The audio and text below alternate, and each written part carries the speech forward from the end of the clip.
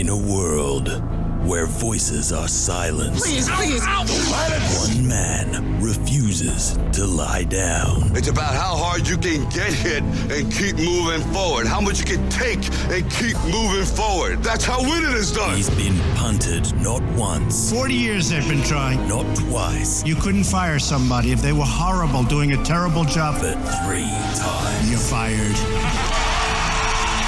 He doesn't tell you what to think, but gives you something to think about.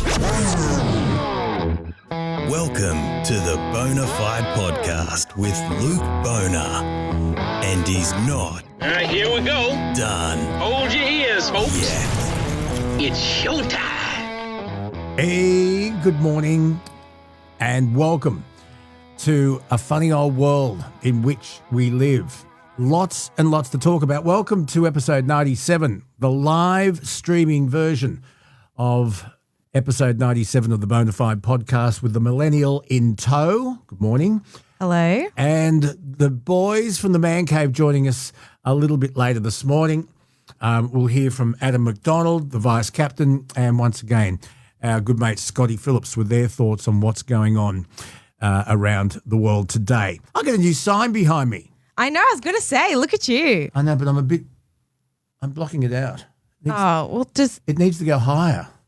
We're not moving it now. If anything, we'll move the camera, but we're not going to do it right now, So okay? I've got to do this. Luke, oh my God. I feel like aggro. I don't know what that is. Anyway, welcome, and I hope we find you really, really well and happy. But are you at peace with the world? We'll talk about all of that a little bit later on. Maybe you've been to a council roadside cleanup and you think you've picked up a bargain. Remember, Adam picked up a massive bargain many years ago. No? Yeah, he was out with the boy Wonder, his son, and it was a council cleanup that hadn't been picked up yet, and they saw the head of an Astro Boy sticking out of the rubbish. Oh, that is a good find. So the young boy Wonder jumped out of the van, went and picked it up. It was half missing, but they put it together. It was an original Astro Boy toy. It was free, and Adam sold it for $3,000. Oh, my God. Yeah. So another man's trash is Adam's treasure. Yeah. Now, Luke, who is coming up on the podcast tonight? Okay. We've got Michael Carr-Gregg, who is one of Australia's prominent child psychologists. Let me tell you about what we're going to talk about. Okay. Because it's fascinating. I was watching a documentary on the headmistress of a prominent Jewish school in Melbourne who had been charged with a number of sex offence misdemeanors, crimes. And she disappeared back to Israel, and they spent years trying to extradite her to come and face charges. Well, they finally got her back to Australia. There were 3 sisters involved in this, Kelsey, and there's a documentary on it. The first sister, there was her and her 2 siblings.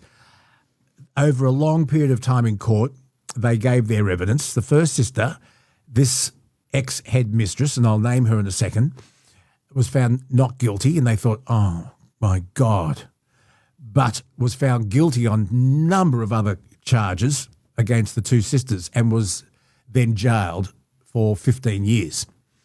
And so because I've watched this, the algorithm has then given me more cases of female teachers having relationships, inappropriate sexual relationships with students. Yeah. And I thought, is this happening a lot, or is it the algorithm now feeding me this stuff because I've watched one? Well, maybe we're just hearing about it more. No, well, I did some research, and the cases of female teachers, and a lot of them married with children, more and more of them are having inappropriate relationships with students. And I've got a list of a number of them here in Australia and from the United States, and it's a phenomenon. Yeah. There's a big, I think he's a streamer or something in America. His sister, who's been on streams and stuff with him, has just been done for this same thing. It's strange when it's a public figure because people know who this person is. and it's very much in the public eye. Just imagine being the sibling of that person. Like, is their career going to be ruined now because of something that their siblings done? Well, my interest in this started with this very, very long trial. And I said she's been jailed for 15 years, 18 charges of child sexual abuse. Her name was Malka Leifer, Leifer, and she was the headmistress of a former ultra-Orthodox Jewish school in Melbourne. And anyway, so then I've done more of a deep dive, and the sexual abuse is normally happening between a female teacher and underage male students. Now, girls are involved, as we saw in this case with this case against Malka Leifer. But so I wanted to talk to Dr. Michael Carr-Gregg about that. And then I also thought he mentioned that with the unfettered access that young people have now to pornography, not so much now in Australia since December last year with the ban on social media for under 16s, but a lot of young kids, teenagers, impressionable young people are forming their ideas on what a normal relationship is by what they see on pornography. And it's tainted and it's not healthy. You have impressionable young minds who think what they see adult professional performers do is what it makes up a normal relationship. And you have young girls who then are convinced or they believe that they have to perform certain sexual acts that they see in pornography, and they've got to perform that because the boys are expecting it because they think it's normal because of porn. Is porn corrupting young people? Anyway, we'll talk about that with Dr. Michael Carr-Gregg a little bit later on. And who else? You spoke to Jonathan Kersley this morning. Yeah, now I'm going to replay that, and you tell me when it's ready. We could play it before the boys join us. I spoke to Jonathan actually just outside the West Wing of the White House just an hour ago because we had Donald Trump threatening to blow the hell out of Iran, wipe a civilization off the face of the earth, open the effing strait, you dumb bastards, and really strong words. And I thought, gee, how diplomatic was all of that? And you and I were both yesterday shaking our head thinking, is this guy mad? I also asked Dr. Michael Carr-Gregg if he thought Donald Trump was mad. And I'll let our listeners... What did he say? Give us a sneak peek. It's coming out later tonight. Well, he said he's not qualified because he hasn't met him or examined him. Yeah, of course, yeah. But he said he's certainly... Good diplomatic response. Extremely narcissistic. Oh, yeah, anyone with two eyes can see that. But most leaders are. It's true. You got to have a pretty big ego to be a leader in some capacity. So anyway, you know the term taco? Yes, we taught you this term yesterday. I don't know why you're looking at me like you're teaching me something. We taught you this. And it means? Well, you tell me what it means, student. Trump, I wrote it down this morning. Trump always chickens out. There you go. Yeah, Trump always chickens out. I talked about that with Jonathan Kersley. I'll replay that soon. Well, now there's a ceasefire brought about by diplomatic help through Pakistan, but it hasn't freed up the Strait of Hormuz. So far, no good, because Israel is still bombing Lebanon, Hezbollah in Lebanon, and Iran is saying we're going to keep that strait shut until all of that stops. It's still extremely delicate, but we have a 2-week. So here's the question. Is Trump just a mad, dithering, blustering bully, or was that tough talk very, very clever, and is he a genius? Oh, I don't know. I will always land on the side of Trump being an absolute lunatic. However, I mean, I guess he kind of reminds me more of like a toddler that's thrown all his toys out of the play bin and everyone's just going, oh, God, just take them back. Shush now, shh, you know? He's not used to people saying no to him. No, absolutely not. But I don't know. Don't you reckon that he does outrageous things so people forget about the last outrageous thing that he's done? I don't know how his brain works, but he has now brought about a 2-week ceasefire, through Pakistan. We're going to see the Strait of Hormuz opened up again so oil can start traveling around the world. Even if it does start, let's say tomorrow, experts are saying it's going to take years to get oil supply back to where it was before this war started. But it is interesting, and Scotty Phillips will have more to say about this in half an hour. The ASX had its best day in nearly 12 months yesterday. When the ceasefire was announced, the share price and everything went up. Yeah. It sort of the market said, oh, here's a little bit of confidence. And the ASX had a great day yesterday. So for those of you who've got super invested, you had a good day yesterday. Sell now. No, don't listen to me. Don't absolutely do not listen to me. No. Mum's had to take your credit card access away a couple times. She took my phone off me. I'll tell that story later. I had to have my phone. Why? Because I filmed you. What? Oh. Checking out your. Gross. Okay, Kelsey has a problem. She has a number of problems. Hey. Kelsey, when she comes over, she has these special glasses with a light on them, and they're magnifying. They're like glasses. medical glasses, and they've got a light on them, and they can make me see in like 10 times. Do not show the video. No. Post it. No. If you want this video posted, let us know, because if we get enough people saying... You haven't even said what it is. Okay. Kelsey, and she does it all the time. Nikki sits in her chair. Kelsey comes over and bends over her with her glasses and her light on and a pair of tweezers, and she squeezes Nikki's blackheads. Yes. It's the best thing ever. It's gross. It's like, I can only squeeze the blackheads of people that I love. So anyway, she squeezes her mother's blackheads, and she's been doing it for years. It's like when you see chimps in the Amazon grooming each other. It's what it's like. Yeah. That's all right. It's a sign of love. So anyway, I was sitting next to her and I videoed it. And then I went downstairs and I posted it on the family WhatsApp. With like 20 or 30 people in it. And anyway, I if you want to see it, let Kelsey know. I reckon we can make a lot of money off videos like that. What, bribing people love not to show it? No, people love like pimple popping videos. It could be like the Epstein files. We'll bribe people. If you want to, yeah. No. Terrible idea. But anyway, Kelsey's got a massive problem. Now, Luke, I came across something on the internet the other day and I wanted to show you it. I'm going to show you a video. I haven't seen this yet. No, you haven't seen it.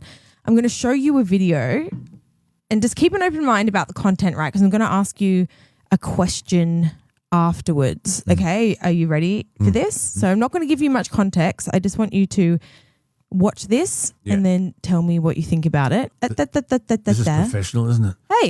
Hey, we're getting there. Okay. So this comment says you're a 32-year-old man making Mario lamps for kids in your bedroom. Let that sink in.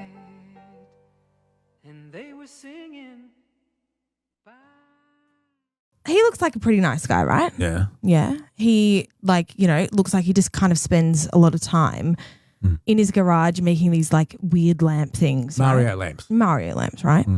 How confident are you that that's a real person? Oh, don't tell me it's AI. That whole thing. No way. The guy in the guy. Play it again. No, the guy. You can't. It was difficult to play the first time. You don't have just rewind it. No, I can. I didn't. No, it's just too annoying. That was all AI except for the actual products. So, and I wanted to show you this because I got duped. I fully got duped by this. I thought it was real the first time that I saw it. And then I saw people breaking it down. What is happening is people that mass produce these, just shit, right? Mass produce these toys and stuff. What they're doing now is they'll create, a profile on TikTok, Instagram, and sell it as if they were, someone in their garage just making Mario Kart,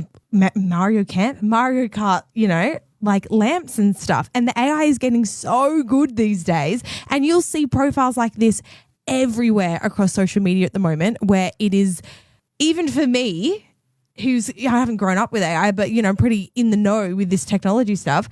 It fully duped me the first time, and I just thought, if Luke saw this, he would be gone. Now, He'd be gone. I've picked money out the door. I've picked a lot of AI, especially with ones with babies talking. Oh yeah. Yeah, and cats talking. I've picked that one. Yeah, that's pretty. But easy. it's pretty good. Are we going to get to the point where you don't need movie stars anymore and you're actors in TV ads? And who do you pay? I don't know. I know. I've actually But we've heard that AI can do really good jingles. Oh, yeah, AI is like bloody great at that. And now it's interesting because there are musicians that are starting to do this type of music called microtonal music as kind of like a rally against AI music, because if AI can make something perfect, then musicians go, okay, well, now we can be a bit more, expressive. It's exactly what happened when cameras were introduced. Painters started going into expressionism and abstract art because, if a camera can take an image of something perfectly, then artists have the free range to kind of go, okay, well, we'll do something imperfectly. And that's what's happening with music as well at the moment with AI. I reckon Picasso would have had a great time with AI. Oh, yeah. Oh, I think he would have hated it. Yeah, no, you're probably right. Anyway, thank you for that. I didn't pick it at all. No, I knew that you would be. I knew that you would struggle with that one. Have you ever been duped by AI? And if you have some tips, how do you pick it? Well, remember Scotty Phillips was telling us last week or the week before that, someone had taken his face, cloned it, and then used it in marketing material for some, I don't know, like ETF or whatever that they were selling in the first place. Oh, it's really, really I wonder scary. if someone, I don't think anyone would dupe you. Who would want to? I don't know. I mean, how do you make this any better? Yeah. Great face for radio. Yes. If you've got any tips, how do you spot an AI fake? If you've got a thought, please share it with us. We'd love to hear from you. So we've mentioned Donald Trump, and Jonathan Kersley joined me just a little while ago. He from Sky News. He was on literally the front lawn of the White House with a throng of other reporters after today's and yesterday's big news on the ceasefire. Here's another question. If Donald Trump has told the world that he wanted to go into Iran and obliterate them, he said first there were two reasons. One was to take away any nuclear capability that Iran might have had. And it would seem that he's done that.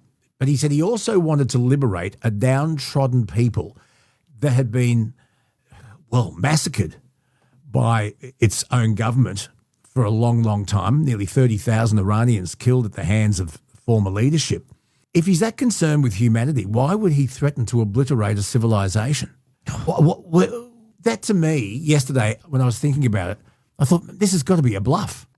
Well, there is a comment here. Apparently on the Midas Touch podcast this morning, essentially they're saying that the ceasefire deal has already been, I guess, blown up. Said after two boats went through the strait, Iran has shut it down again after Israel attacked Lebanon after ceasefire. Yeah. There's been a lot of talk the last week about the government possibly instigating fuel restrictions. And they were saying it was bound to happen after Easter. Well, it's after Easter now. The government's now come out and said, no, that's not on our agenda, but is it? If things get really... And by the way, the Prime Minister, Anthony Albanese, is currently in Singapore doing a deal with his counterpart there on getting oil shipped to Australia. So good luck on that one. What's up with the price of petrol at the moment? Is the fuel excise cuts, are they coming down? Well, they have. They're in place now. I know, but are we seeing it actually trickle down? Yeah. We are. And the price of oil got to just below $100 US a barrel yesterday, but where that will stop, I don't know. But are we on the verge of petrol rationing? I don't know. I've seen it happen before. You haven't. It happened in 1979 with the Iranian Revolution, and we had odds and evens. So there'd be people my age who would remember that. But the government's in a tough spot with this, because if they say, look, really be careful, only buy what you need, ban jerry cans, well, that instigates panic. And that's when people panic buy. And if you say there's no panic, no problem, everything's okay, and it turns out that everything's not okay, well, the government's a liar. You can't win. No, you can't win. Luke, I believe we have the wonderful Granny Sue on the line. So Granny Sue is in Far North Queensland. She's one of our family here on the podcast. I don't know what she's got to say this morning. She's got a bee under her bonnet, has she? Just something else that you're going to hear a lot about is Ben Robert Smith. Just before we go to Granny Sue, Ben Robert Smith is now facing criminal charges. Now, he is Australia's most decorated living soldier. And this is the beginning of a trial that could last 2 or 3 years, Kelsey. But just let me go through a little bit of this. Ben Robert Smith sued a number of newspapers for defamation, claiming that he had committed war crimes whilst in Afghanistan and murdering is now the word used. They claim he's committed homicide, and that's a really important word. War crimes are very, very serious. And the judge in that case, now just remember defamation is a civil case. His case was backed financially by Kerry Stokes, Channel 7. He lost. And the judge found that in all probability, what the papers said was true. So he lost his defamation case. That was not the end of it. That was a civil case. A civil case. A criminal case is completely different. Now, I'm not going to issue an opinion on how I feel about Ben Robert Smith. I'm not going to talk about his guilt or his innocence. Everyone's presumed innocent till proven guilty. I'll stress that. Because I don't want to be accused or charged with contempt of court. Now, there's a Latin word called sub judice or sub judice. Yeah. And it means under the law. Yeah. And we in this country can't comment on a trial that when charges have been laid and is before the courts, it's called sub judice or sub judice. Yeah. Okay? If I did, even though I don't answer to ACMA with our podcast, I still answer to our laws of the land. Yeah. So there's a lot I'd like to say about Ben Robert Smith, okay? But if I did... Oh, there's an echo coming back at me. No, I just accidentally opened. Okay, so that was your fault. Yeah. Glitch. So it's a criminal case. I will bet London to a brick that this will be before a jury. Now, a couple of questions a lot of people are asking. Why isn't this held before a military court? The answer is Ben Robert Smith is no longer a member of the ADF. Even though these accusations happened when he is now no longer a member of the ADF. So when you face a military court, for example, a court-martial, disobeying orders, subordinates, bad behaviour, conduct unbecoming to a soldier, you face a military court while you're a member of the ADF. He is a civilian now, and he faces a criminal court. And the prosecution is the Australian government bringing these accusations to court. Now, that's the way it works. It will probably be a jury because in this country, Kelsey, we believe in open court and open justice where the public should be able to see justice being done. This is where it's going to get really tricky because as happened in the defamation case and is most likely going to happen in this criminal case, there are going to be bits and pieces of information that people will be asked to talk about under oath that could jeopardise national security, talk about secret operations that were going on at the time, and the defence may well argue successfully, this section of the court case has to go on behind closed doors with no media and no public gallery. Which surely has to be the way. So it will still be a jury, I believe, that will test this case. It's never happened before. The charges are extremely serious. There's a lot of ambiguity as to what actually is a war crime when you're fighting an enemy with no uniform and absolutely no rules themselves. How do you go about that? That's all I'll say on that. It's going to be a difficult one. Oh, yeah. It's going to be a real difficult one, but that's why it's not in the military court. That's why it is going to be heard by a judge and a jury, and a lot of it, I think, will be discussed and argued behind closed doors because of national security and other military secrets. So, Ben Robert Smith. We'll see. Now, just before you bring Granny Sue up, Rosie has left a comment here. We are being played. The oil tankers off Wollongong have not decreased. The oil was always on its way and paid for well in advance. Suppliers, government and media are pushing a narrative for supply that had a previous price on it. Next crisis will be the farmers and construction going under. And I think that just kind of resonates a lot of what Australians are thinking. What are we being told? The government is on a hiding to nothing if it says we are really in trouble. Then people will panic. Oh, yeah. And then if they say, no, nothing to see here, everything's okay, and they're proven wrong, they'll be called liars. Oh, yeah. So what do you do? Well, let's see what Granny Sue has to say. Well, there's plenty of petrol stations right here where we live that are empty. Yeah. So Well, what's Granny Sue going to say? Granny Sue, cooey. Good morning. Good morning, my darling. Thank you for calling through. Are you okay? Yeah, fine. Getting excited, actually. Are you? Oh, getting excited for what? Next Friday night, this Friday night, I'll be at the Cowboys-Broncos game in Brisbane. Oh, very nice. How did you swing that, Granny Sue? Well, my granddaughter's getting married the next day, so we decided to go down a day early and go to the game. Oh, lovely. Do you get? You're at Yorkeys Knob, far north Queensland, out past Cairns. Do you get to Brisbane often? And do you call Brisbane the Big Smoke, or is that exclusively Sydney? So we call Brisbane the Big Smoke, and no, I haven't been there for many, many years. Oh, a bit's changed. So you going to Suncorp Stadium? Yes, apparently, yes. Formerly Lang Park. When was the last time you were there? It's changed a lot. It's a bit newer and flasher now. Never been. Oh, you know, on my bucket list was always to see a State of Origin decider at the old Lang Park, and I never got to do it. I don't know what's Lang Park. Suncorp Stadium. Oh. Well, I don't know. Anyway, that's very, very exciting. Tell us about the granddaughter's wedding. What's her first name? Anna? And what's his name? Scott? See, I shouldn't assume it's a him.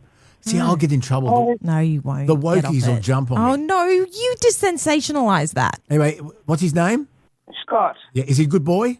Well, yes, I've only met him once, and Anna's mum and dad think he's absolutely wonderful, so he must be okay. So is Anna the daughter of one of your sons?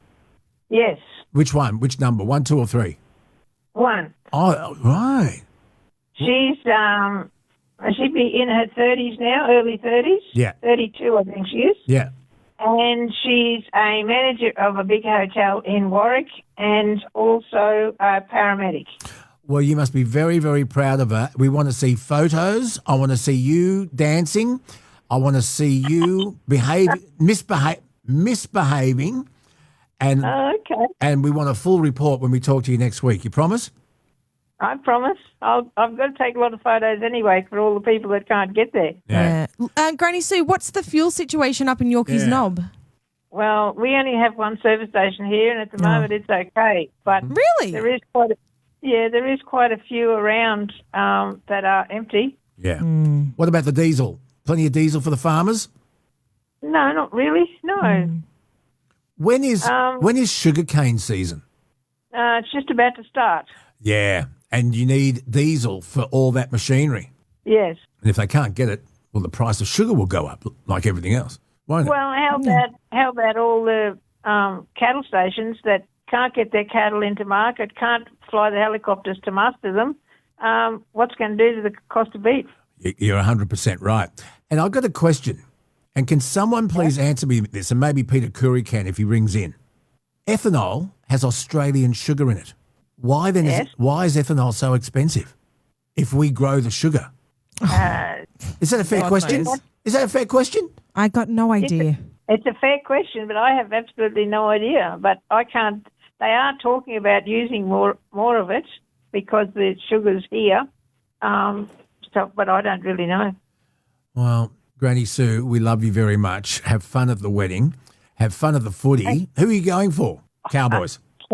Cowboys? What a silly question. Yeah, I know. Wait, who are Cowboys? North Queensland Cowboys. Oh, just checking. Jonathan Thurston, that fantastic kick from the side, right on full time. All he had to do was kick a converted goal. Remember that? Yes. Yeah. Series 15. But, North Queensland Cowboys. And do the North Queensland this is for our rugby league fans, do they really? Do you feel as though they service all of North? Because North Queensland's a huge. I mean, you got Townsville, Cairns, Rockhampton. Yeah. Yeah. But most of those people, once you get past Townsville, they go for the Broncos. Why? Because they're closer to Brisbane, I suppose. I don't know. They always have. And Broncos was the team long before Cowboys were even a thought. Yeah, that's right. I remember when the Broncos was our Queensland team. You still feel Bronco-ish? Well, I go for the Broncos when they're not playing the Cowboys. Put it that way. I don't get it. But Nathan watched maths all the way through with me, so now I'm stuck watching footy season. Well, that's good. You might learn something. No. Can I just tell you something about the Broncos? I thought it was great when they entered the comp. They were founded in 87. Their first game was in 1988. And in 1987, my team, Manly, won the comp. Paul Vaughton and that amazing team. Well, the Broncos' first game in 1988 was against Manly, the reigning premiers. Wow. Now, here's the Brisbane Broncos with Wally Lewis, Alan Langer, Gene Miles. Yeah, it was like a state of origin team entering the comp. They beat Manly 44-10. Wow. At Lang Park. Lang Park, it was the first game of the next season playing the reigning premiers, my Manly Warringah Sea Eagles, and they beat us 44-10. And the whole NRL, or was it the ARL, then the NRL, they all went... NRL. Yeah, the NRL went, what? This team from Brisbane that's just entered the comp have just walloped a pretty good Manly side. I remember watching it and going, oh, Jesus. Yeah. I don't get the hype. I did not get the hype. Granny Sue, thank you so much for joining us. That's all right, my love. You have a wonderful time, and I will send you some photos when I get home. Can't wait. I want to see them all. And videos. Oh, God. Now you get technical. Okay. You're asking for a bit much there. Are you at the wedding? Are you going to have a little drinky poo? No, I haven't had a drink for over 2 years. I know. That's why I was... Oh, good on you. She doesn't drink anymore. Good on her. She used to, though. God, stripe me pin. Oh, yes. Did Granny Sue used to call into the night shift drunk? No, never. Oh. No. No, but she's had a wild life. Oh, yeah. She's had a very wild life. Hey, I'll tell you something now. I'll make you a little promise. Yeah? When I sell my car, which I'm going to because it's broken down now and they don't know if they can fix it. Oh, well, who's going to buy it? No, they're going to fix it and I'm going to sell it without letting anybody know. I'm going to fly down to Sydney and see you. Yeah! Oh, hells yeah. Are you going to come to my man cave? Of course I'm going to come to your man cave. All right. Hells yeah. We can't wait, Granny Sue. So what happened to my car was I drove over a speed bump and the spring that holds all the shockies and everything broke. And it's only done 40,000 Ks, so nobody can understand why it happened. It's nearly new. Well, yes, it is. What sort of car is it? Kia. You know what? Anyway. I think that there should be a mechanic's guide in terms of because What? okay, let me finish. Where are you going? No, because for me, right, I remember when I was younger trying to get my car serviced and doing all that type of stuff, and I, wasn't with Nathan yet, so I didn't. And I was just trying to, and I actually had no idea what is the actual average price to get like an oil change. What is the average price for this and that and that type of thing? They could have told me anything, and I would have had to pay it because I have no. I think there should be like a national book of average prices or something so people have some type of idea of if they're getting ripped off or not. I mean, if you don't know, some mechanics will just say, oh, Kelsey, I'm terribly sorry. We've done a check and your Johnson rod valve needs replacing. Yeah. Oh, no, not the Johnson rod. Or your blinker fluid's out. Yeah, exactly. Yeah. Headlight fluid. Yeah. Yeah. Do you check your oil and water and stuff? Religiously. Well, I have a Nathan, so I'm done. I'm sweet there. No, I'm not talking about. No, before you had a Nathan, did you do it? I did it. Do you want the honest answer? I used to check it. Yes, I want an honest answer. No, she didn't. No. No, she didn't. Well, you see, that was what I told you. I think I told you that it was part of my job.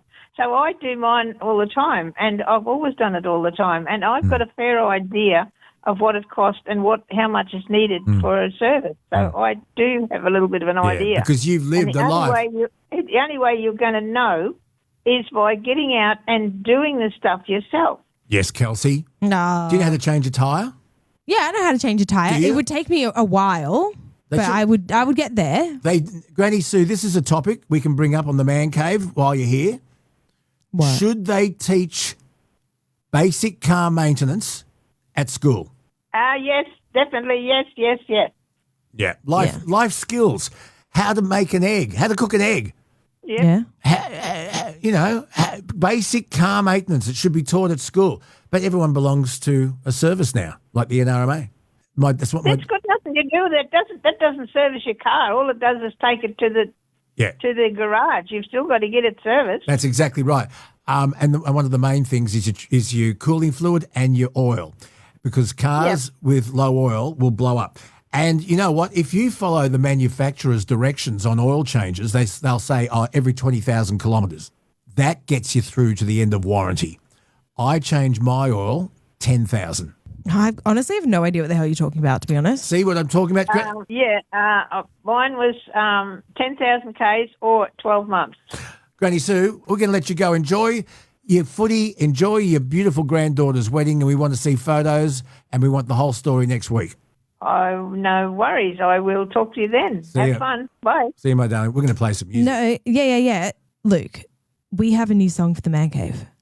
Is this our transition music to the boys? It will be, but I want to hear your reaction first, right? Okay. This was made by the Parody Masters, or parodies by the Dashboard Light, Kim Bell and Sean Carmody. I hope I've said that right. I find that name difficult Just say it. And it's a new jingle for us. So let me get it up. I'm going to play it for you. Yeah. We're going to hear a little bit of it, and then we'll go transition into the Man Cave. The Man Cave. Adam McDonald from Evans Hastings. We're not there Scotty yet. Phillips from the Motley Fool. I'm excited. I know, but you got to. I'm excited. I know, but to have someone else to talk to. Hey. Okay. Okay, I'm going to start playing the song, and I'll just play a little bit, and you can tell me we'll what you play think. it. I'm getting there. As they used to say in Romper Room, ready, please, Mr. Music. I don't know what the hell that is. Welcome to a show called The Man Cave. Man Cave. Owner on the mic, it's a good day. Good day. Adam McDonald and Kelsey too. Thomas behind the scenes, producing all the goods. Have a good time on a Friday. Or anytime you tune in anyway. What do you think of that little sneak peek? Well, they didn't mention Scotty Phillips. Well, he's not always on the Man Cave. Get off it. I wish he was.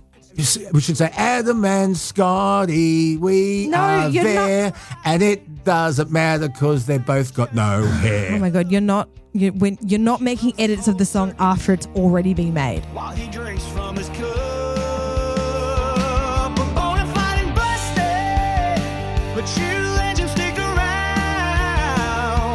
Through Luke's chilly meltdowns and his bulletproof head sound. Well, it was just 24 hours ago where Donald Trump, the leader of the free world, was threatening to bomb Iran back to the Stone Ages, saying a whole civilization will die tonight. Open the effing strait, you bastards, etc. And we thought, how unhinged is this man? We now find that there is a 2-week truce and more negotiations underway. Is this guy mad or is he a genius? Jonathan Kersley is Sky News bureau chief in Washington. He's there with us right now. Jonathan, wow, what's going on? This has been an extraordinary conflict that has seen global economies suffer, and it's been an extraordinary 24 hours, at which point we've had a threat from the President of the United States that a whole civilization would die, to a point where there is a ceasefire, a truce. But right now, as it stands, as I talk to you from outside the West Wing of the White House, it is a very fragile truce indeed. What we have seen since this ceasefire was announced by President Trump and announced by Iran's Supreme National Security Council is a wave of strikes carried out by Iran across Kuwait. There has been an attack on a Saudi oil pipeline, and there has been a huge and deadly, devastating series of assaults by Israel inside Lebanon, inside Beirut. More than 200 people people, according to reports from the country, have been killed in these strikes. Now, Lebanon not a part of this ceasefire, and what that is leading to is a real point of contention at the moment, because the reports coming out of Iran suggested that the regime was shutting off the Strait of Hormuz because of Israel's attacks on Lebanon. It wants Lebanon part of this ceasefire agreement. Now, I was inside White House Press Secretary Caroline Leavitt's press briefing earlier on today, at which point she was trying to insist that those reports of the Strait of Hormuz being closed are false. She said, essentially, don't trust what the Iranians are saying publicly, trust what they're telling us privately. And on the other hand, you have the whole series around negotiations. We now know Vice President J.D. Vance, Middle East Envoy Steve Witkoff, Jared Kushner, Donald Trump's son-in-law, are going to go to Pakistan Saturday local time. They will hold talks with Iran to try and move to a point of a longer-term ceasefire. But right now, things are incredibly delicate. The president put out on the Truth Social earlier today insisting that the 10 points from the Iranian side that had been put forward by Iran were not the 10 points that he had seen, trying to claim that they were different, that the United States had not agreed to those, that what had come forward that he had seen was vastly different. And that was backed up by Press Secretary Caroline Leavitt earlier today, as she was saying the same thing. Do not believe what the Iranians are saying publicly. Do not believe what the Iranians are feeding you publicly. Listen to what they are telling us privately, that we are telling you.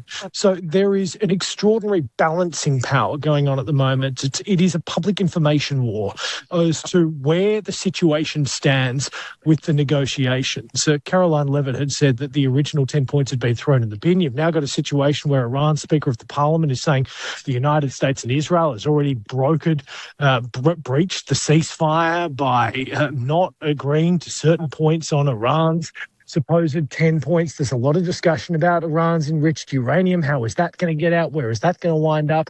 And then you've got Israel's Prime Minister Benjamin Netanyahu speaking from Tel Aviv saying, look, essentially, speaking from Israel, saying, look, essentially, that this war could start again at any moment. There's reports coming out of Israel that they weren't consulted on this until the last moment, and they are now bound by this ceasefire agreement. But this is a region that has been a hotbed of conflict for decades. And right now, whatever ceasefire is in place is incredibly fragile indeed. So, look, time is going to tell whether or not this can actually last, whether this can sustain the test of time. Because what has been made abundantly clear today is President Trump wants out of this conflict. In fact, from the Secretary of War, Pete Hegseth, today, what we saw was essentially a victory lap. In fact, it looked like the United States was rounding the last corner on its victory lap before the gun had even started. So, look, it is a very early situation. The United States is claiming a huge victory in all of this, as you would expect them to. They say that they have obliterated 90% of their navy, sunk them to the bottom of the ocean, that they have destroyed and damaged 90% of their missile capabilities. But there is still, when you look at what is taking place on the ground, the conflict is there. The military action is there. Missiles are being launched. And you can see the images that are coming through on television screens, particularly out of Beirut itself. This is a hotbed of conflict. And as I said, this truce, it's so fragile right now. The people who are critical of Donald Trump have handed him the moniker Taco or Taco. Trump always chickens out. Is that appropriate? Well, look, this is the phrase that had been coined reportedly by Wall Street traders. And once again, that moniker is circling among Democrats today and indeed among others, because once again, the president has delayed action. He put deadlines in originally, and about 10 days ago, a little 12 days ago now, was one of the most significant deadlines, and that was delayed by 10 days. Then it was delayed by another day, and now you've essentially got a 2-week deadline on us, starting from yesterday. But the picture that is becoming abundantly clear from the White House is they want out of this conflict. The original timeline President Trump had put on it was 4 to 6 weeks. We're now at 5 weeks and 5 days of this conflict happening. But it is clear that the president is feeling perhaps the political pressure domestically that is coming from this. He does not want to be involved in a prolonged war. And right now the situation he's finding himself in is accepting this ceasefire proposal. But now he has to work on a longer term arrangement. And ultimately that is going to mean, what is the United States going to give up? What is Iran going to give up? Already President Trump is saying, look, Iran has agreed to a whole bunch of things that we want them to agree to, including, as we heard White House Press Secretary Caroline Leavitt say, just handing over the enriched uranium.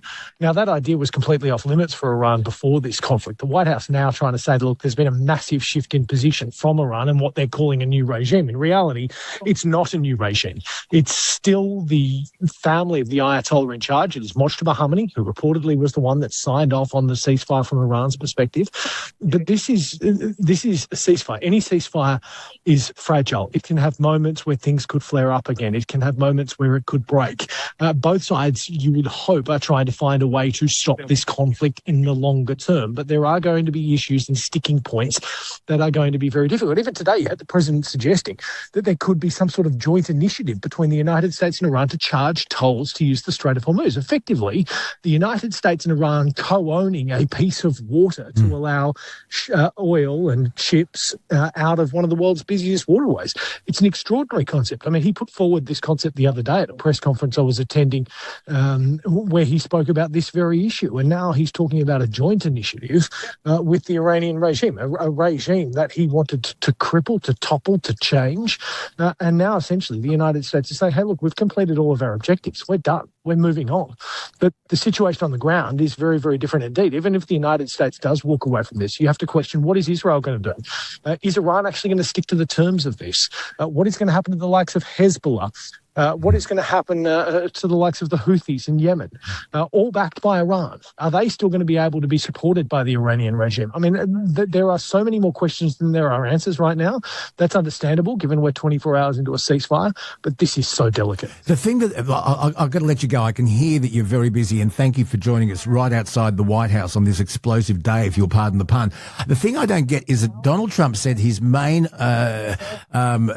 motivation was to disable Iran of any nuclear capacity, which it seems as though he's done. Why then would you threaten to bomb Iran back to the Stone Ages? And he said the other reason was to liberate a country that had been downtrodden by a tyrannical and bloodthirsty regime. Why would you then threaten a whole civilization claiming that they will die tonight? It's an extraordinary statement, and it was a statement that has been questioned by Australian Prime Minister Anthony Albanese in an exclusive interview he gave with Sky News' Kieran Gilbert in Australia, saying essentially it was not appropriate language from the President of the United States of America. Australia. White House Press Secretary Caroline Levitt spoke about this at length today, saying essentially don't look at the rhetoric, look at the results. We've got 50,000 soldiers in Japan. Look, the President's stronger language. North Korea. We have 45,000 soldiers in South Korea. It's a bluff. Hegseth was asked to protect us from essentially, Kim Jong-un, who I get along with very well, as you know. You notice he said very nice things about me. He used to call he said, look, we were presented Joe with a list of Biden targets. mentally retarded. And then he listed off the targets, and they were bridges and power plants. It was the same sort of language that President Trump had been speaking about a week ago. It wasn't an entire civilization. The Pentagon didn't have a plan to essentially deliver, or they weren't revealing a plan to essentially drop nuclear weapons. The White House was forced to deny this claim yesterday after President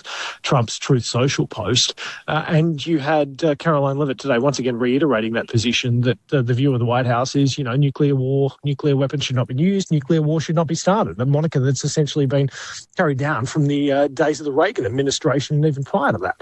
So, look, yes, there's a lot of language being thrown around, but you have to really delve into the heart of the issue and the heart of the conflict zones right now. And the picture that is coming out is this ceasefire hangs on by the bit of its teeth. Yeah. And that is a very delicate situation for the region and for the world to be in right now. Thank you for keeping us informed and educated, Jonathan. We'll see you on Sky News. Thanks again. Just pretend to not see that blinker and there's trouble. There's trouble. Guess what? I don't think you are my enemy anymore. My enemy and the creator of roundabouts, Frank Blackmore. Frank and Frank got up on one morning in Britain with a cup of tea and a condo. He thought his design was efficient and humble. There's nothing but a golf shot circle. No, say you weren't the traffic oracle. In fact, that design was terrible. You didn't think about my longer vehicle. That's why your first wife left. Cause he thought the traffic will keep left. And probably didn't give her a good time in bed. Cause this Aussie truck, he thinks you are a decade. Well, it's been a little while since we've had the honour of talking to Australia's most renowned child psychologist, Dr. Michael Carr-Gregg, on the podcast, but it's always good to get him back and hear what his thoughts are on certain important topics. And there's a couple this morning that I think we need to address. One of them is the growing number of female teachers in the school system, both here and overseas, that are having inappropriate relationships with students. Now, we've known for many, many years that male students have been doing this. They did it at my school at Narrabeen High in the late 70s. And we all know about Chris Dawson, who was at Cromer High, who had an inappropriate, or we don't know, and his twin brother had inappropriate or allegedly inappropriate relationships with then students. But now we're hearing about female students. Is this unusual, or are we only just hearing about it now? And the other thing I wanted to talk to Michael Carr-Gregg about is, how is the ban on social media, that's Australia's under-16 social media ban, how is it going? It came into effect on the 10th of December last year. So it's probably a good time to reflect on how it's going. But something else that's bothering me, and Dr. Michael Carr-Gregg has agreed to comment on this, is just where is the leader of the free world, the leader of our biggest ally, the United States, Donald Trump, where is his head at the moment?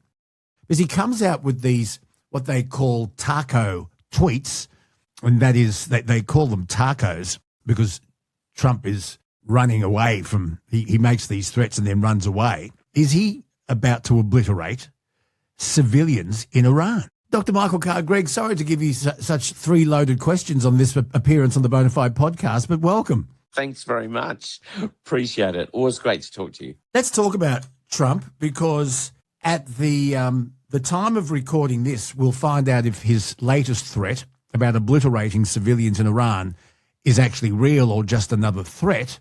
What do you make of his latest threat concerning civilians in Iran? He says, a whole civilization, I'm going to quote him, a whole civilization will die if America and Iran do not reach a deal in the coming hours, which includes the reopening of the key oil shipping passage, the Strait of Hormuz. A whole civilization will die. It's frightening stuff, isn't it? It is. It is. Look, the most important thing is I've never met the man, and I can't give a clinical opinion, but he does tend to present as someone who's strongly focused on winning, dominance, and he's very highly sensitive to status and respect, and he has a need for high dominance, and you'd have to say an extraordinary need for attention and validation. His communication style is very simple. He repeats key phrases over and over again, and he uses emotionally charged language. And we're not used to this. We're used to much more diplomatic, much more subtle, much more nuanced communication from the leader of the free world. This is certainly unusual. Trump always chickens out taco. What do you make of that? Well, look, I think he often appears very comfortable with making very grandiose statements. He's very comfortable with risk. He's willing to make very, very rapid decisions, which he then will presumably on advice go back on. And look, this is a bloke who's less constrained by conventional norms. He has absolutely no sense of, I said this and I probably shouldn't have. He's really not that sensitive to threat or criticism. So you've got a real loose cannon here. You've got someone who, you hope that he's surrounded by people who go, hey, Mr. President, maybe that last statement we need to sort of wind back a bit. And that's probably what's happening, hence the taco label. Is he surrounded by the wrong advisors, though? I mean, if he is such a loose cannon, does he surround himself with sycophants that haven't got the guts to stand up and say, Mr. President, you're wrong? Well, I don't know. I hope that there are people there who say to him, Mr. President, you're wrong. But one thing is clear. One of the most striking features about Donald Trump is his ability to withstand sustained criticism and pressure. The guy's got quite high psychological resilience. I mean, he has this strong internal narrative or belief system that he is right and that what he's doing is in the interests of his country. So that rather than trying to label him, I think a really useful way to understand him is that he represents a highly dominant, attention-driven, emotionally communicative personality that is exceptionally well suited to modern media and populist politics. And all political media performers now know how to talk in sound bites so that it makes a news round. Yeah. And this is a guy, remember, who thrives on attention, on conflict, and simple emotional messaging. Make America great again. And that combination makes him both incredibly effective but deeply polarizing. And it's scary. And they're our biggest ally. I'm in no position to make a clinical observation, but you are. Is he mad? No, I'm not in a position to make a clinical judgment because I haven't met him, but there certainly seems to be certain features of his personality which might lend you to a conclusion that he has some narcissistic traits, for sure. All right, well, let's wait and see what happens. Now, so something else I wanted to talk to you about. When I watch social media, let's say, for example, YouTube, I watch a lot of documentaries and the latest news stories. And there was one that came up, and I sent you the story about an Australian school teacher, a PE teacher, married, who had allegedly inappropriate relationships with students, underage students. And we've heard about male teachers doing this for a long, long time. In fact, I grew up with that culture in the Northern Beaches, high school, 1970s. And a lot of our male school teachers, there were 4 of them in particular at our school, that had relationships with female students. In my year, they were 15 turning 16. One of them was 16. Another one was 16 turning 17. These were female students being preyed upon by these young, surfy, good-looking, charismatic male school teachers. And it was consensual. And and Dr. Michael Carr-Gregg, we all knew about it. Do you want to know how? The girls bragged about it. They actually bragged about it. It was like a medal. So it was no secret. And the other members of the faculty must have known about it. But now we hear about female teachers doing exactly the same thing. And so I watched this story, and then the algorithm, as you can imagine, dished me up a number of other stories. A lot of them out of the United States, but some more here in Australia. So it was the algorithm replying to me watching that first one. So I did a little more. I did some deep diving. And according to a number of sources, there has been an observed increase in reported cases of female teachers engaging in inappropriate relationships or sexual conduct with students. There's been a rising number of reports. The surge in allegations in Victoria, reports accusing teachers of sexual misconduct, violence, and even damaging behaviour, surged by nearly 70% in the 2023-2024 financial year. And I think I also sent you this story as well. What is it that is about female teachers? And a lot of these teachers are married with children in relationships. What do you make of this? Well, I mean, there are a couple of things. First of all, female teachers have historically made up a minority of offenders. It was roughly about 4%, depending on which study you looked at. Most cases of teacher-student sexual misconduct are still committed by men, not women, as you have alluded to.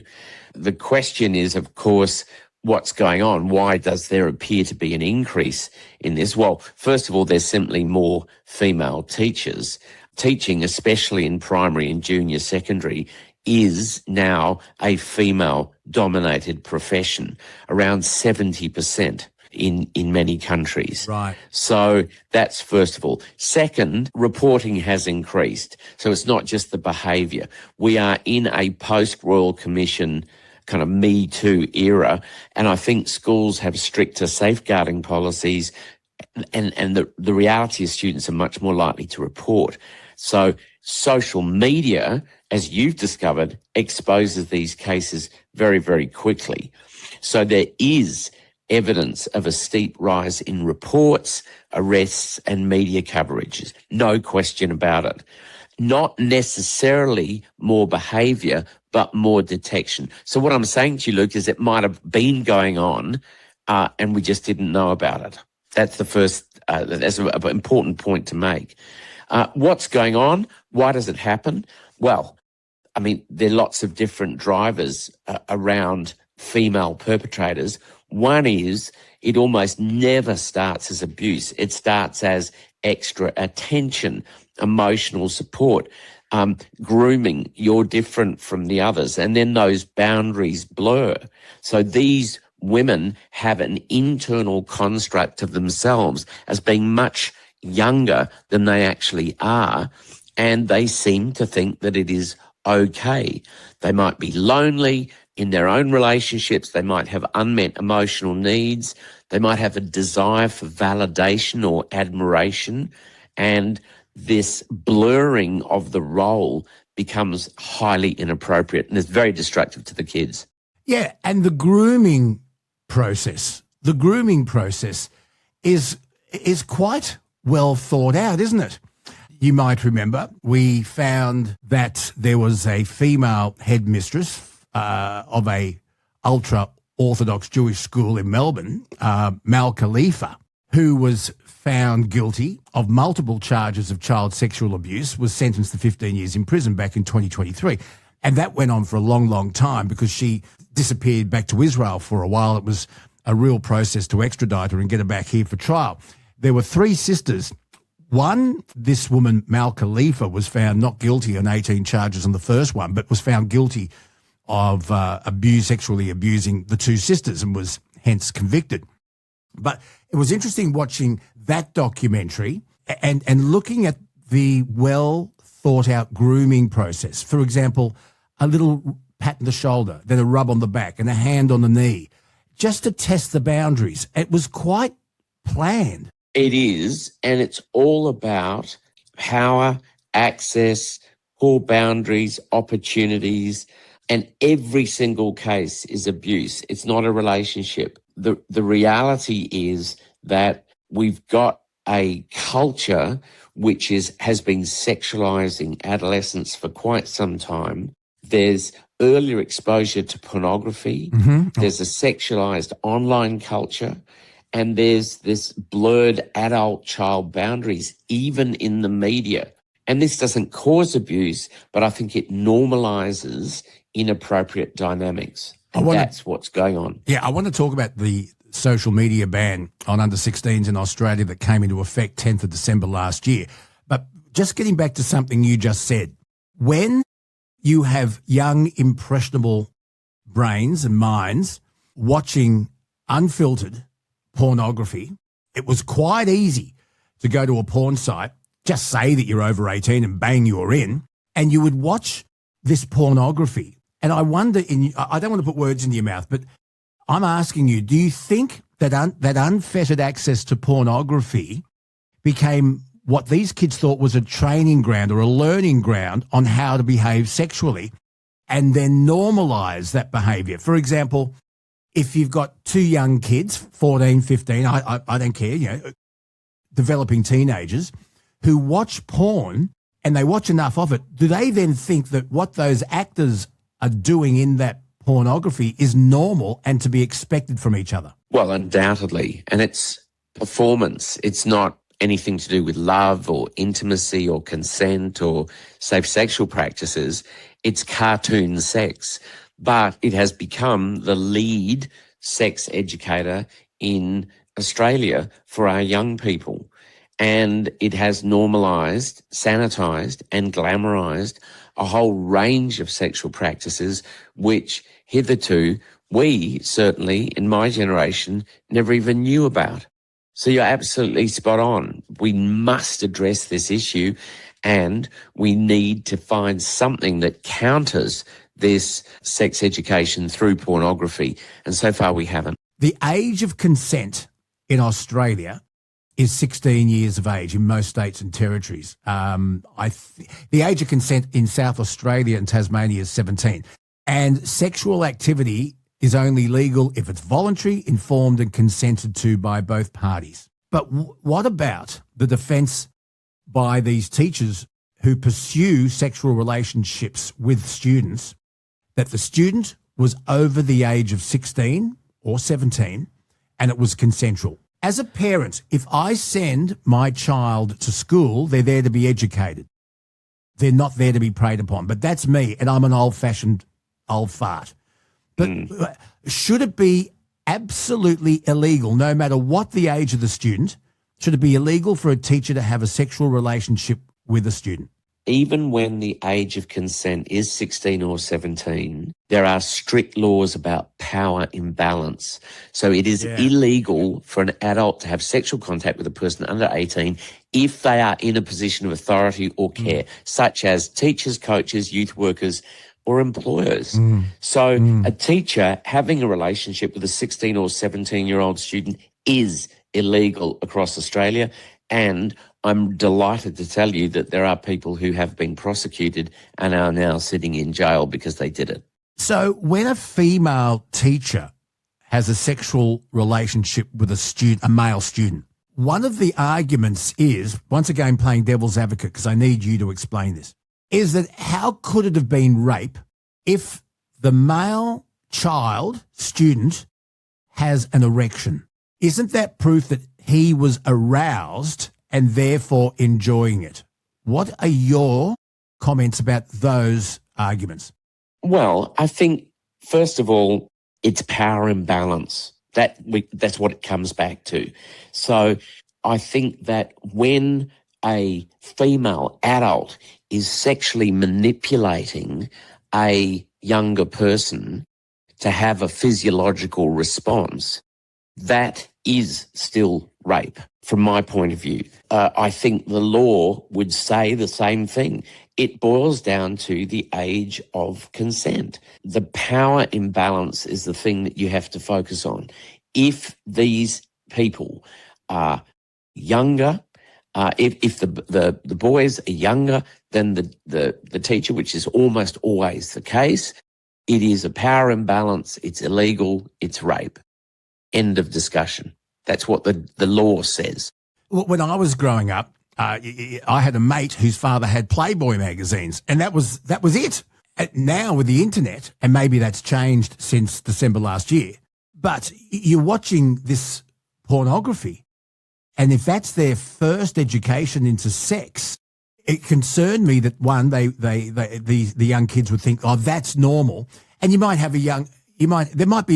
there is one particular sex act, and a lot of porn sites concentrate on this particular sex act, and I don't have to be too graphic here, and in fact our sites would probably block me saying it, but I think you know what I'm talking about. And the young girl might think, oh, that's normal. I have to allow him to perform that act with me or to me or on me, otherwise I won't be able to keep my boyfriend. They think it's normal. Well, sadly, we not only know that this is a fact, I hear it from my clients as well. So this isn't media speculation. This is just a fact. There's actually quite a good website that tries to counter this, but they don't have enough money. It's called itstimewetalked.com.au. Right. And it's actually quite a good resource for parents struggling with this. They might have discovered their kids looking at porn, and it gives them evidence-based advice as to what to do. So I can at least give our listeners something practical to have a look at. Because you have more and more kids growing up in a single-parent household, and you might have the parent that is the primary caregiver working two jobs trying to make ends meet. Who has the time to look over the shoulder of their kids to see exactly what they're watching on social media or online? And a lot of parents, God, I'd hate to be bringing up children today, Doctor, because technically I'm a dummy, and I don't understand how it all works either. No, it's very complicated, but parenting is tricky in 2026, which is why I really love being in a country where the government has taken a world-first stand not to outsource the psychological development of our children to Silicon Valley and has introduced this social media ban. this, I think, is the beginning of us fighting back, which is a good thing. But the kids are so clever. If there's a will, there's a way. And they may be banned from a social media site to the age of 16, but if they really want to, they'll find a way. And parents, God, if I was a parent now, I wouldn't know the loopholes. Well, look, around 4.7 million accounts have been deactivated.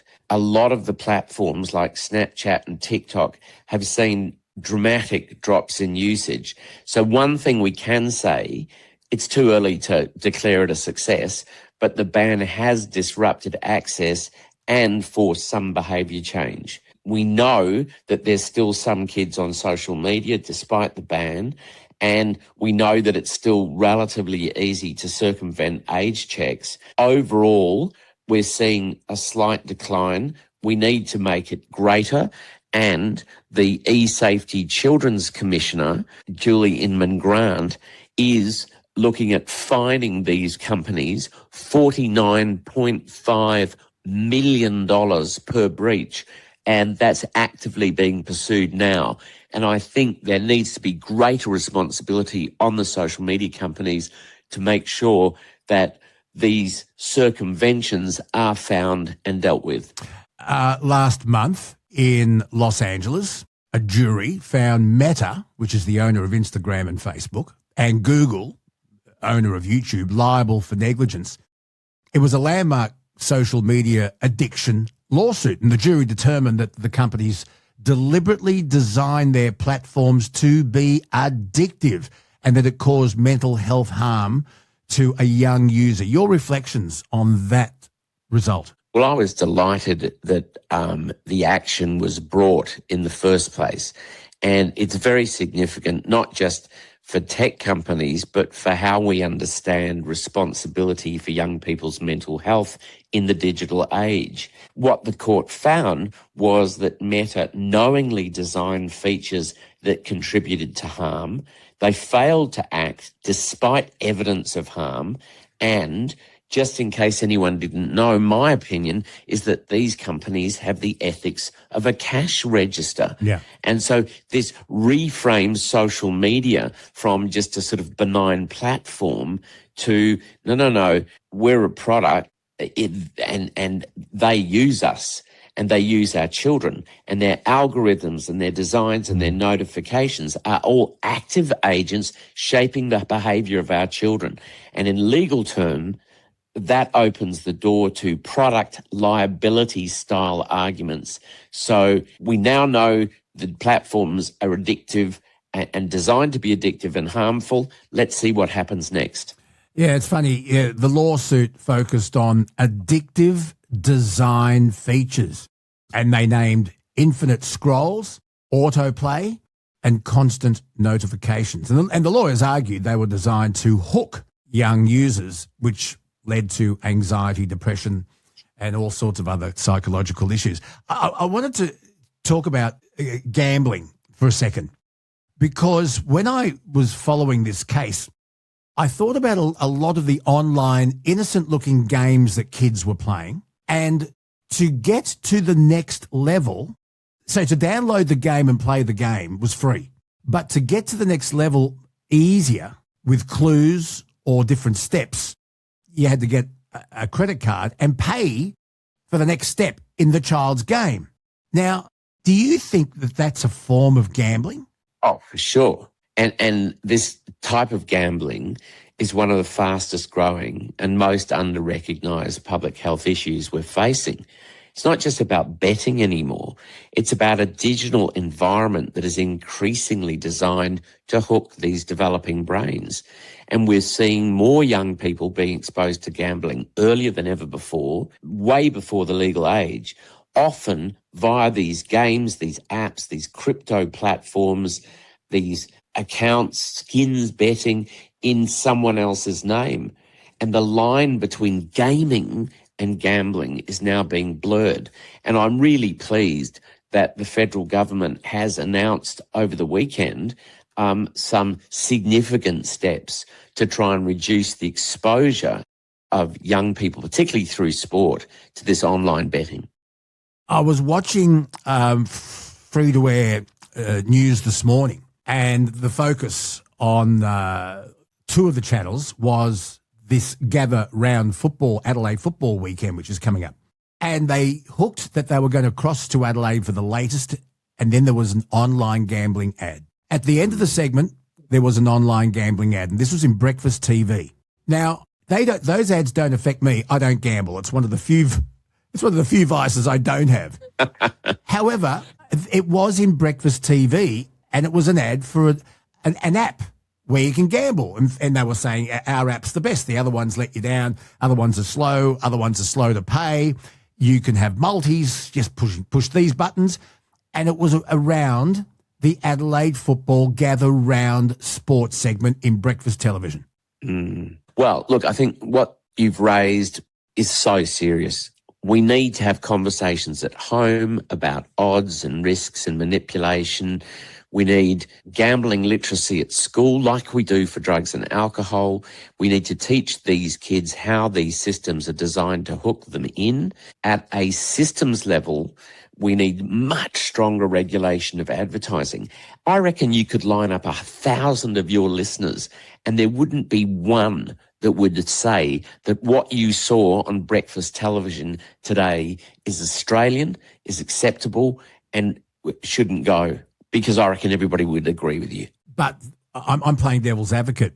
The people who own and run these porn sites and forget the social media platforms, but let's talk about the porn sites and the online gambling ads.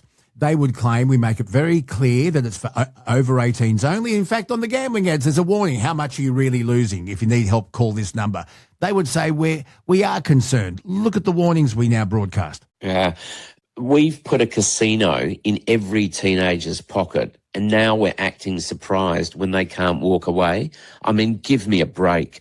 This is where the government has to step in and say enough is enough. The public health people have documented the nature and extent of the problem. Now we need government to step in and say, is this the sort of country that we want to grow up in? Is this the sort of environment that we want our children to be exposed to? I say no, and I think, we've led the world in so many public health areas, particularly on smoking and now social media. This is the next frontier. Yeah, all right. It's a troubling world we're in at the moment, isn't it? Are you okay with it? Well, I'm an eternal optimist, Luke. So, yes, I think we're going to get on top of these things. I think we need some good leadership and good lobbying and harassing of our politicians, which happily you and I will continue to do as long as we've got breath in us, I suspect. Dr. Michael Carr-Gregg, always fascinating in education. I'm Dr. Michael, what's wrong with me? I never did this when I'm live on the radio. Dr. Michael Carr-Gregg, always informative, always educational, and thank you so much for your time. I know you're very, very busy. Can we talk again soon somewhere down the track? We can, and thank you so much for your time. A show called The Man Cave. Man Cave. Boner on the mic, it's a good day. Good day. Adam McDonald and Kelsey too. Thomas behind the scenes, producing all the goods. Have a good time on a Friday. Friday. Or anytime you tune in anyway. Anyway. Bonafide podcast has all you need. You can play any episode to get you through the week. Special guests here and there, Greg Urban and Benny and pull up a chair. They'll give you something to think about. Listen on Spotify, comment on their Facebook Live, and don't forget on YouTube you can always subscribe. Have a good laugh on the Man Cave. We'll have a good time and a good day. Good day. Everybody else is having their say. You can tune in and listen anyway. We're back. It's time for the Man Cave on this Thursday morning, April 9, year of our Lord. And boys, Scotty Phillips, Adam McDonald, the vice captain. I can't hear anything. Can you see behind me? You see what Kelsey? Yeah. Look what Kelsey's imported. Hey, nice. I like Kels. Is that Flash? That's top class. While we're waiting for Adam to get his shit together, Scotty Phillips from the Motley, he's back. Now he's back. There you go. Look, I got one of those as well. but because I don't have a webcam, it's backwards. Yeah. So I've got to get a webcam, and then I'll put it up. I'll put it up there somewhere. Yeah. Yeah, don't you love Timu? Have you had a good week? Have you sold something? Have you found something? Yes, I found a very good estate that's coming to me. I'm going to go out there today, coming to me via the public trustee, which means there's no family attached to the estate. But I went out there last week, and in there is a 1 kilo gold coin. A what? A 1 kilo. No, it wasn't. A 1 kilo gold coin. 1 kilo. How is that even possible? Well, the Perth Mint released them in the 90s. Wait, but 1 kilogram? That's really heavy. Yeah, How big is this thing?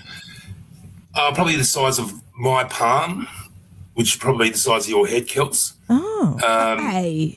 I should go. So if you work out spot weight, it's about $220,000. What? That is a ridiculous amount of money for a gold coin. Is it a real coin? Like, was it made at the Mint? It's made from the Perth Mint, yes. I don't know if it's a real one or not. I've got to go out there after this, and I'll take my scales and my gold testing. And if it comes up, if the outside of it's gold, I'll take and get XRF'd to make sure the whole thing's There is a way to test it. It's been used for many, many years now, and you see the Olympic gold medalists do it. They bite into it. I don't know why, but apparently that tests if it's real. It's because gold's quite soft. Yes, and if it dings, it's real. But anyway, it's exciting. There's all sorts of stuff out there. There's watches, there's jewellery, there's all sorts of stuff. So we'll see how we go. We might get a phone call from Peter Curry from the NRMA to talk about Australia's fuel crisis in just a second. So when he jumps on, we'll go straight to him. But Scotty Phillips from the Motley Fool, good day to you. The ASX had its best day in nearly 12 months yesterday with the announcement of that ceasefire. Please explain. Oh, no. I don't know why his audio's not working. Okay, well, Adam, give us your best. How's the ASX going? The what? Is the AXS a Tirana? Should be working. There we go. Here he is. Okay, there we go. Scotty Phillips, you're back with us. Yeah, what happened yesterday? As I said, the ASX had its best day in nearly 12 months, but with the announcement of the ceasefire, what went on? I'd much rather hear Adam talk about it, but I'll do my best. Adam's obsessed with the ASX Tirana that won Bathurst in 79. Probably a better ASX than the one we've got. Mate, yeah, look, I love being optimistic, Luke, and I love it when the market goes up. We all do, right? Because we're all invested through super or individually. I don't love the massive swings in both directions because it kind of sets you up, right? You look at it and go, that's good, but what comes next? Now, if the ceasefire holds and if it continues and if oil starts to flow and if it flows quickly enough, then this is great news for the economy, great news for petrol prices, good news for everybody who's got to fill up the car, the truck, or whatever. So, we love to believe this is good news. I would prefer the market to be a little more cautious because we've seen this story before, right? And Trump absolutely deals in ceasefires and delays and new deadlines. That's just what he does, how he works. So to kind of respond this way in the sense that, oh, great, all our troubles are over now, I don't know if the market's necessarily overreacted. It is assuming a lot, and frankly, given Trump's background and what we've been through, assuming too much in my view, because realistically, who knows what happens next, right? Maybe the ceasefire doesn't hold past the weekend, or maybe it'll last for 12 months. We just don't know. So assuming when the market jumps that everything's okay, I don't know. I hope the market's right. I'm always braced for a down day after that when that sort of thing happens.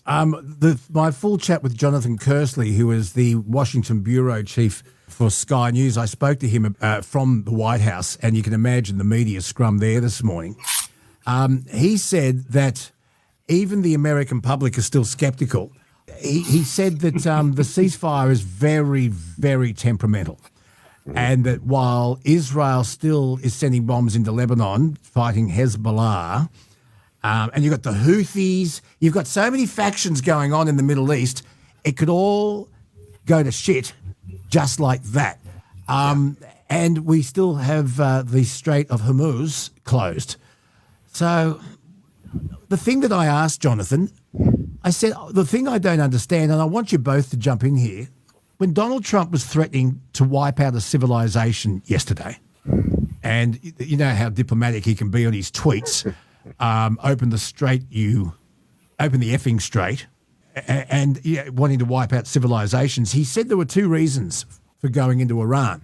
One was to take away any nuclear capability, but the other was to liberate a downtrodden race that had been the subject of almost genocide by a tyrannical leadership.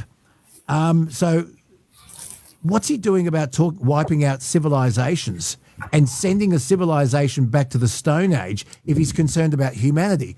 And just remember, those threats, well, if he went through and concentrated on civilian targets, bridges, desal plants, electricity generators that are all manned by civilians, that is a war crime. And I'm going to get to that. That's another topic we can get into this half hour. But what's his MO? Well, also, just on here, Scotty, Mark asked a question. He wants to know, is Trump just spewing crap to influence the market so his mates get rich off the market swings? I don't reckon he's doing it just for that. And I don't think I'm subject to libel laws in America from here, so who cares? If I am, let's see you guys in 20 or 30 years.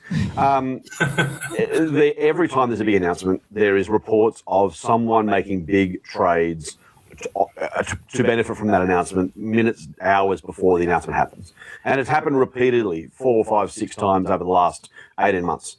It defies belief. Either someone is really, really, really, really lucky, or there's enough noise, enough stuff going on. Is he doing it for that reason? I doubt it. I think Trump is way too egomaniacal to just try and make his mates rich. Would he do it to make himself rich? I suspect so, yes. Is he absolutely letting other people do it as a way of buying favours? I would not be surprised in the slightest, Kelsey. So, we can't know from the outside who's doing what and for what reason they're doing it. But to Luke's broader question, the whole thing seems like an ongoing series of thought bubbles for reasons that maybe make sense at some point in someone's brain. But when you think about the way this plays out, it's been a mess. God knows how many tens of thousands of people have died. Whether we end up with the sort of outcomes that Trump is hoping for is an open question. To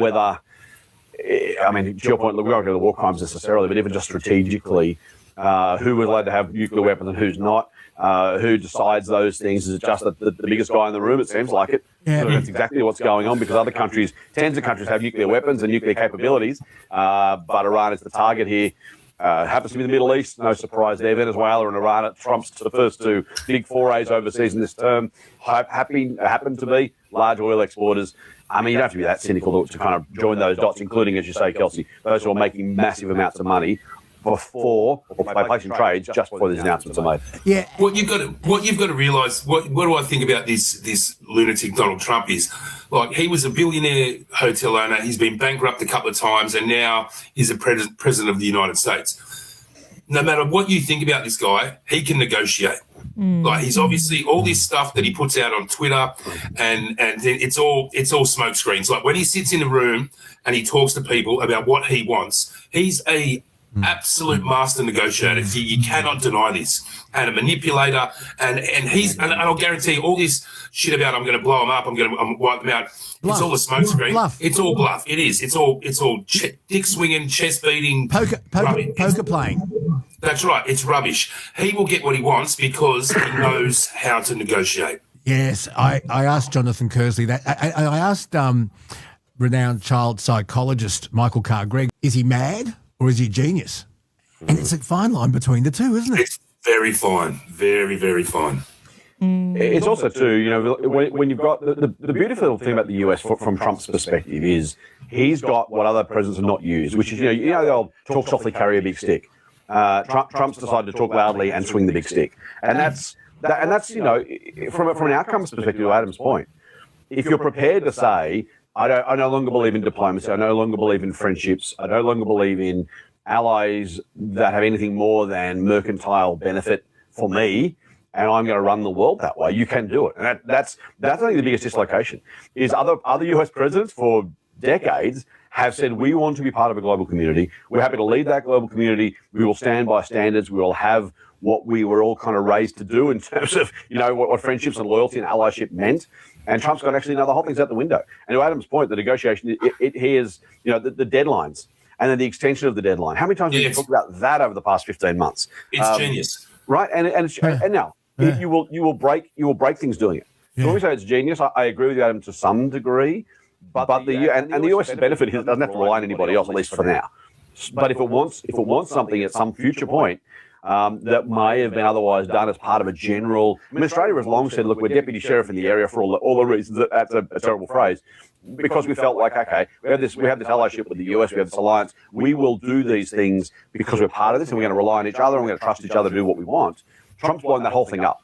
It's now just a case of, if you've got what I want, I will demand it. I might give you something for it. Let's make a deal. And it probably is great for the states if it wants to pursue that isolationist, aggressor-type stance. And there's nothing logically wrong with that, morally, ethically. In other ways, we might have views on it. But you can absolutely do it and get away with it as long as you keep swinging the big stick and as long as no one's got a bigger stick than you. And frankly, that seems like a bit of what's going on in Iran. It's the idea of keep everyone else weak. If you do that, you remain strong. Yeah, it's a very, very dangerous, precarious game we're playing. And of course, some people will say, Donald Trump, there's no interest in it for Donald Trump to open the Strait of Hormuz because America is nearly fully self-sufficient. But America will be affected because this is affecting the world economy, which affects the United States. Yeah, 100%. And the global oil price, right? So the oil price is rising in the US despite that. Why? Because oil is a globally traded commodity. Now, at some point, I wouldn't be at all surprised to see Trump put a ring fence around the US and just basically say, you may not export any oil. We must have it all here, and therefore they run effectively an internal market. But then you're kind of back to why would they bother with the Iran thing? And I do find this a little bit fascinating because that self-sufficiency, Luke, you're 100% right on. But if you are self-sufficient, why are you picking fights? Does Trump really think Iran's going to fire a nuclear weapon into the mainland United States? I can't see it, and if only because, for all of the nuclear Cold War stuff, the mutually assured destruction we all learnt about at school, it's still true. I mean, Iran could have 1 nuclear warhead, 10 nuclear warheads, 100 nuclear warheads. The first time it fires one, the whole place gets flattened. Now, you might say, let's stop him firing one, but the deterrent is, dude, I got thousands. You got one? Good, let's talk. So I don't really understand, honestly. I mean, other than in Trump's own world, and the madman genius question is the right one, because we could have blown Russia off the face of the earth by now, and Pakistan, and Israel, and whatever. And so for some reason, Iran seems different. Russia's been aggressive in the Ukraine. We know that. Not just aggressive. They're literally, killing people and trying to take territory. And Trump's sitting back going, that's kind of bad. Iran may or may not be working on something and they're going to blow them off the face of the earth. I don't really know. There's nothing in it for him. Right. Yeah. It's interesting because another question people ask is, well, why doesn't Donald Trump send in warships to escort the oil tankers through the Strait? Now, there's a lot more to this. And Scotty, please jump in and listen to this, Vice Captain. I've done a little bit of reading on it. The Strait of Hormuz, we've all seen the map 100 times now. As it takes that sharp turn, it's very, very narrow. It's kind of like the width of Narrabeen Lake, where two ships will struggle to pass, let alone turn. Now, as the ships pass Qatar, Kuwait, and Iraq, and then into Iran waters, that's where it's narrowest. And the geography is very, very treacherous, mountainous. Now, Iran are able to launch drones from very, very, very close to the shore and stay hidden in caves and protected by mountains. Now, a warship that has the missiles to intercept the drones, each missile costs about $1 million. The drones cost $20,000 each. You launch 10,000 drones against a warship that can only carry 100 missiles, they're going to get through. So if an oil tanker is attacked and sunk in that strait, the explosion, the oil spill, the clogging up of that strait will last, God knows. So the whole thing is blocked. So blowing up a ship in that strait is not an option. And the other reason is, and the main reason comes out of London, where Lloyd's of London insure a lot of these tankers, and you cannot get insurance on any vessel that is operating in a war zone. They have said, you're not covered. And I'm telling you now, any shipping company that says we are not covered by insurance is not going to send one there. How am I going? You've nailed it, mate. That's exactly what's going on. And so even the warship thing, we think about escorting ships as if we're in World War II, right? The World War II convoys, it made sense because you only needed a 1-to-1 ability. And if you sent a couple of destroyers, the chance you had a couple of enemy ships intercept you was really, really small. It wasn't zero, but the odds were pretty good. You could pretty much do it, and they wouldn't do it because they knew they were facing overwhelming firepower. So yes, you'd try and torpedo the occasional troop ship or something and try and get away with it. But the reality was the odds were ordinary. To your point about the drones, mate, God knows how many warships you would need just to absolutely, completely be certain that the oil tanker wouldn't be destroyed. And here's the other thing, by the way, is the PR damage. I mean, Trump is nothing if not, as I said, an egomaniac. When he sends some US warships through, and a US warship or a tanker is sunk by one of 50,000 drones or 10,000 drones sent at once out of Iran as they try and shoot them all down at the same time, not only is it a massive economic drama, a massive environmental drama, but Trump doesn't want that on the front page of any newspaper because he wants to project the tough guy image. He's not going to start a fight he can't win. Well, we'll watch this continue, and it's just a frightening time. Mm-hmm. Now, there is something else that's in the news that I need your opinions on, but I want to warn you, even though we don't answer to ACMA during a podcast, we still answer to the law of the land, and that is also the laws of sub judice. Mm-hmm. So we have Ben Roberts-Smith. Now, just remember, Adam, I know you come from a military background, Adam, and you're going to want to say a lot, but you've got to be very careful here. Oh, I just don't want to get into trouble. I know. I don't want to be dragged off to court for contempt of court. No, be careful. We have criminal charges laid against Australia's most decorated living soldier, Ben Roberts-Smith. And this is going to be fascinating. Now, just remember, Ben Roberts-Smith has already been to court, but he launched a defamation suit against newspapers. Financially, he was supported by Kerry Stokes back then, but he lost. And the judge in that case, and just remember, that was a civil case, completely different to a criminal case. The judge found that in all probability, what those papers published was probably true. Civil case. Mm. Now, the DPP, and just remember, the people prosecuting Ben Roberts-Smith is the Australian government. And they obviously believe they have found enough evidence that a homicide or homicides, that is murder, has occurred. Now, why isn't this being heard before a military court? Easy. Ben Roberts-Smith is a civilian now. He is no longer a member of the ADF, and it goes to a criminal court. And the other reason we've got to be very, very careful is if this was a judge-only case, well, we'd probably have a little more leeway. But this is probably going to be heard by a jury. And that's why we have laws called sub judice or sub judice, so that a jury could not be swayed by comments made in the media. So having said all that, I'll let you go first, Vice Captain. Ben Roberts-Smith, this case could take 2 or 3 years. It could go for a very, very long time. And there are highly emotional, mixed feelings about this, Adam, and I know where you might be coming from. I find it hard to understand why we're prosecuting this guy. This guy, and like many men and women that go through the military, they're trained to be soldiers. They're trained to go to war. What happens at war happens at war. It's I had my real father and my stepfather were both military men. Both were Vietnam veterans, and both of them had this saying that was, "It's hard being a soldier when you're not a soldier." And so these men and women are trained to go to war. They're trained for combat. They're trained in all these things. So I don't know. I don't know what happened over there. I don't know what to believe, but I don't think this man should be prosecuted. Yeah. What goes on in war? It's very hard to know what are the rules of war. What are war crimes? I don't know. And I wasn't there. And it's going to take a long time. Just remember, he lost a defamation case, a civil case. Scotty, I don't know how you go about proving this when you're going to have witnesses after all these years whose memories may have faded. A lot of the witnesses may be overseas. It's going to be a very, very difficult thing. And as I say, a long time. I don't know what the rules of war are. I mean, allegedly, if you execute someone who has surrendered, they are unarmed and unable to defend themselves, that's against the rules. But I had a soldier who had returned from Afghanistan ring me on Triple M, and it was a highly charged phone call.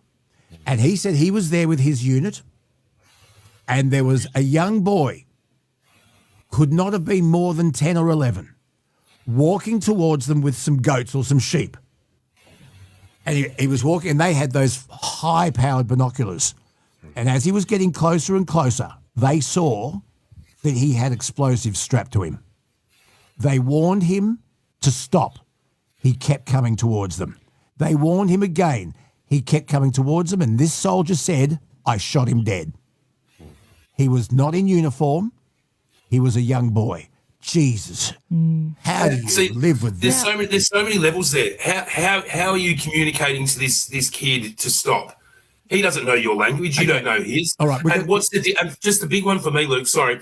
What's the difference between a soldier being on the front line and shooting someone dead to the colonel who's sitting in his comfy chair back in the camp, commanding these men and women to do it? Exactly. What's the difference? Let's get back to that. There's no difference. I agree with you. Let's get back to that. Why doesn't the ADF was Ben Roberts-Smith under orders? Exactly. Like Breaker Morant. Well, we'll come back to it. But I've got Peter Curry from the NRMA on the line. He's just finished with Sunrise and Channel 9, and he's been good enough to ring us from his car. Peter Curry, g'day. Welcome to the Bonafide podcast. We're live today. Good morning. Yes, thank you. Well, it's almost right. So I finished for today, about to head into Sunrise. So I wanted to get to you before we got on air. Peter, the ceasefire and the flow of oil going to the rest of the world, what's your reflection on all of this, and how will it affect Australia? Look, the volatility of the ceasefire has been laid out to bear, unfortunately, this morning. We're hearing reports that the Strait of Hormuz has been shut again based on differences between both parties' understanding of the ceasefire. So the enthusiasm of yesterday has been tempered somewhat, to say the least. If the ceasefire holds, then we will see prices fall eventually in Australia. The ceasefire absolutely needs to hold. Overnight, oil, the benchmark price for diesel and unleaded in the Asian markets both dropped. They can continue to drop, hopefully, or at least sustain those falls, but we need the ceasefire to hold. Peter, I'm curious in terms of the approach that the NRMA is taking, mate. How much work is being done, or you guys or others, on the prices that are being charged by petrol stations around the country? No one doubts that the increase is all about the oil price, at least directionally. How are you seeing, finding, noticing what's actually happening for retail prices? Great question. So when the war started, what we noticed immediately was in our three biggest cities, about half the service stations, which were already at the top of the price cycle in Sydney, Melbourne and Brisbane, jumped again. They jumped before wholesale prices jumped. They jumped before anybody else did. Unfortunately, those huge prices then led to what we started to see, which was panic buying. Since that time, as both the wholesale price for diesel unleaded broke records, what we started to see was those margins between the retail price and the wholesale price close in. So the prices you're seeing today at the Bowser, on average, in most cities, is largely where we would expect them to be, given how high the wholesale prices are. They're at record highs. So, for example, the wholesale price for diesel is well over $3 a litre. The gap between the wholesale and retail price is about 6 cents. That's about as good as it's going to get. To get real relief at the Bowser, we need the war to end. We need those wholesale prices to fall significantly. In the meantime, the NRMA is constantly watching those prices to make sure that our members and the broader community aren't being ripped off.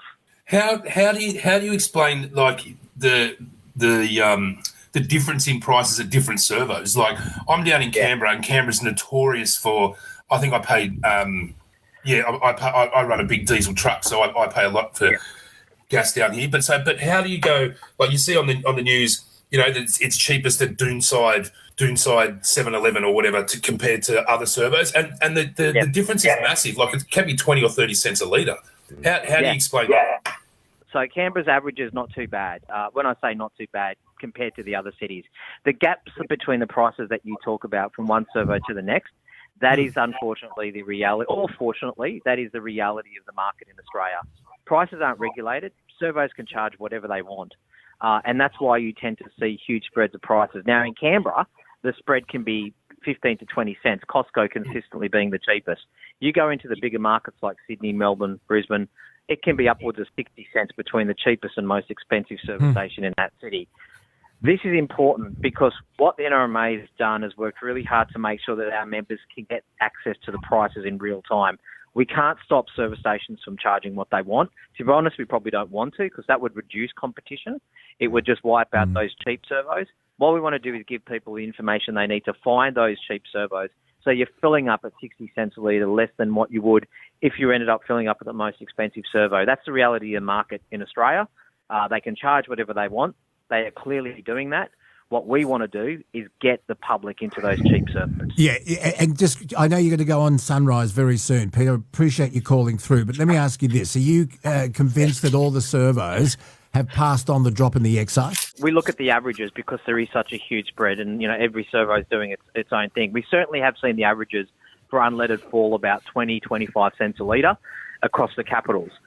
It needs to fall more, and we'll be watching to see that, because not only have the excise cut occurred, but we've also seen the wholesale price for unleaded drop a wee bit. It's gone up again since then, and the market's really volatile. So we've seen unleaded prices come back around 20, 25 cents on average. Diesel prices, basically, the cut got eaten up almost overnight because the wholesale price for diesel just kept going up and up. So whatever cuts there were, that 26 cents plus the GST, which was like 2.5 cents, it's gotten eaten up and then some. So the wholesale price for diesel this morning is again at a record high across the country. So it's it's about $3.26 a litre. Okay, one last question, then I'll let you go. Are you convinced that we will not see the rationing of fuel? Because there was big talk that was going to happen after Easter. Is that furphy put to bed, or is it a possibility? We have never thought that we would have to get to rationing.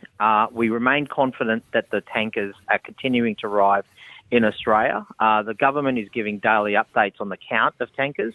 At one point leading into Easter, there was more oil in the country than there was before the war. So the answer to that question is no, we don't believe petrol rationing it could become a reality in this country. We're seeing Australians kind of peel back on their consumption of fuel, which is great. They're starting to regulate their behaviour, which is exactly what we want Aussies to do in a crisis. So we don't believe that to be the case. Having said that, I mean, the situation changed significantly in 2 hours this morning, so anything can happen. We're talking about the Middle East. Yeah, Peter Curry, we'll see you on Channel 7. Thank you so much for that, buddy. Well, you and I will catch up soon. Oh, no, thank you for calling through on a very busy day. Peter Curry from the NRMA, then he's an expert on fuel. With those, can I just ask, with those fuel prices, the servos that are charging less, are they just they're charging less so they're going to sell more, sausage rolls and Coca-Colas? You get people through the door and selling condiments over actually just selling the gas. And flowers when you forget your wife's birthday. Exactly. And volume as well, Adam. So they'll bet on sell more for less. A heap of fuel less price and the add-ons, mate. Yeah, that's the model. And reputationally, it's also, Costco's a different story. They're doing it not as a loss leader, but they're doing it to say, hey, remember Costco's cheap, which is a smart branding strategy when the main business is the rest of the shop.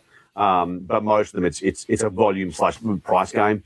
That's kind of what it comes down to. And the cheap servo, right? So everyone knows which ones are the cheap ones. We'll use those ones, and they do the volume. You get caught out, you buy somewhere else on the way home, you pay a bit more, and they make it up on the margin. Yeah. Listen, I want to thank Peter Curry for ringing through. He's very, very busy. I want to play some segue music just to change the mood. But Adam, I wanted to hear. Do you want to talk more about Ben Roberts-Smith? I think you got your point. Yeah, no. Or maybe I just wasn't listening. I think you got your point.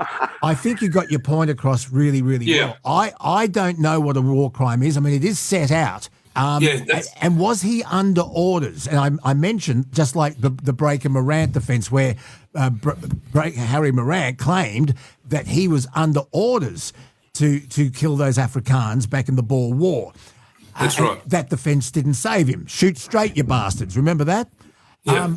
However, all of this will come out. I will say this. A lot of the trial, and I believe it will be a jury trial, a lot of the evidence may be heard in closed court because it could compromise national security and other military information, pieces of military information that the government doesn't want the general public to know. Would you agree with that? A lot of it we won't hear? Oh, you won't hear it. I don't think we'll hear anything at all. You're exactly right, because it will put national security at risk. And it's a hard thing. Is there rules of war? I mean, women and children, yes, but these men and women are trained to go over and get into a conflict. So who writes the laws? Who says what's right? Who says what's wrong? I don't understand how he can be a national hero one day and everyone's praising him, and then all of a sudden, oh shit, he's in jail. Like, it's just because he went too far whilst being a national hero. Did he though? Like, who writes these laws? Who's the judge? Well, the judge at the civil case found that what the paper beyond reasonable doubt is what we're looking for here, and in the civil case, the judge found there was reasonable doubt that the papers had published that what the papers had published was true. So he lost that defamation case, and Kerry Stokes lost a mozza. However, this is a criminal case. It is not a civil case, and this, folks, could see Australia's most decorated war hero go to jail for 25 years. It's that bloody serious. We'll play some music. Hey, how much longer have you guys got? Because I wanted to play Muddle the Millennial. Yeah, you got it right the first time. I want to play Muddle the Millennial again. Hey, how much time have you guys got? There you go. Let's do it. All right. I don't open the doors for another hour. Okay, we'll take 7:30 starts killing me. Oh, Adam. We'll come back. You're here for the people, Vice Captain. Well done. Yeah, that's right. You are. You're taking one for the team and for the people. I'm under orders. Okay, we'll come back after this. Muddle the Millennial, Volume 2 is next here on Bonafide. G'day to you, mate. I know you might be a little late. How's it going in that lane? Did the kids drive you insane? I know you might be a little late, but that's no reason to give me hate. Keep it nice, keep it steady and straight. I know you might be a little late. Here on Bonafide Live. Were you with us, Scotty, when we played? He was. Muddle the Millennial. I absolutely was. I'm looking forward to the second round. Now, Kelsey did very well. She did. I'm nervous now because I feel like you've upped your game a little bit. A lot better than you did. Well, then, yeah, that's right. Then, folks, if you've just joined us, Kelsey the next week played Bamboozle the Boomer. And I did have help from Adam. But and I'm pretty sure Scotty was Were you there for that one too? I think so, yeah. You needed lots of help. Yeah, definitely Kelsey 1, Luke 0. Let's see what the second round does. Now, my beautiful stepdaughter, Chook. Has she added some in here? I tested it. Okay. I road tested these. Chook and her little boy, Atticus, come over every Wednesday to Poppy's pool. And I said, Chook, Kelsey wants to play Muddle the Millennial again. I've got some questions here. And I ran it past Chook. Now, Chook is a millennial, but she's at the very end. Yes. She's 40 on Saturday. Wow. This little girl came into my life when she was 3 turning 4. She's 40 on Saturday. Oh, you're so old. I know. You're so old. Oh. I tell you this all the time. So anyway, I road tested these questions and she got a few wrong. So, boys, do you want to play as well? They can be my lifeline, so they can be my I'm in the friend. middle. I'm in the middle. I'm sort of on the fence between both of you. Okay. You're in a world of hurt, Kelsey, if you rely on me for help, but I'll do my best, mate, if you did. Okay. Adam will know this. Oh, Scotty, you'll know it too. All right. Chook, who is a huge football fan, and her dad is a massive St George supporter. Yeah. Even though when Chook moved to Sydney with us in 2000, we lived on the peninsula, she would not go for Manly. She kept the St George fire alive, and God, they need something now. Yeah. The Red V's in a bit of trouble at the moment, but don't get me started on that. Mind you, Manly's only won one game under Kieran Foran. God, you wouldn't be a coach, would you? Anthony Seibold loses 3 games. Way to get off track. Loses 3 games, they punted. But Anthony Seibold's been sacked. He was sacked from the Knights. He's been sacked from a couple of clubs. But you wouldn't want to be a coach. You lose 3 games and you're gone. But what about Ricky Stewart? Canberra's not going good and he's stuck in there, isn't he? Does this have anything to do with Muddle the Millennial? He's coached my Chooks, he's coached Cronulla, he's coached Parramatta. The bloke has done a remarkable job of surviving as a coach, I've got to say. Some people say he couldn't coach a choco vine over a brick shithouse, but that's another story. So here comes a football question for... Oh, why would you do this to me? This is Muddle the Millennial. Which famous South Sydney rugby league player in the 1970 New South Wales Rugby League Grand Final played on through a smashed broken jaw? I don't know. Buddy Holly. Who is that? I can help you with this, Kelsey. No, that was cricket. That was cricket. Was it? No, it was Buddy Holly and the Crickets, you... That's the only name that came... I don't know. I don't know football. Okay, fair enough. Wait. Chook didn't Scotty. Adam? Scotty? Yeah, Scotty. Johnny Sattler. Johnny Sattler. It was the great Johnny Sattler, and his jaw, apparently at half time, it was out here. I've seen it. I don't want to know. It was out sideways and down here, and he went... and pushed it back into place and played on. I hate that. And there's that famous photo of him sitting on shoulders being carried off. Yep. How tough is that? That would never be allowed today. Nah, you break a nail, they take you off for HIA.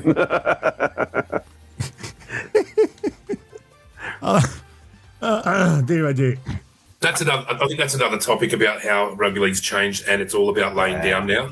Yeah, I hate that. What about soccer? I hate that. That's what rugby league's turning into. That's what rugby league is turning into. Lay down long enough so the referee calls time off and the bunker gets involved. It's a debacle. It's ridiculous.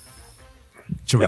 Yeah, next question. Okay, who's keeping score? Scotty? You are. Nate, you've got the pen right in front of you. Okay. I didn't get that one right. Okay. Here we go. What popular 1970s material was used on floors, walls... Asbestos. And what popular... Let me finish. Oh. That's a good guess. That was a good guess. No, don't worry. We could have had Buddy Holly again. Come on. What popular night... What...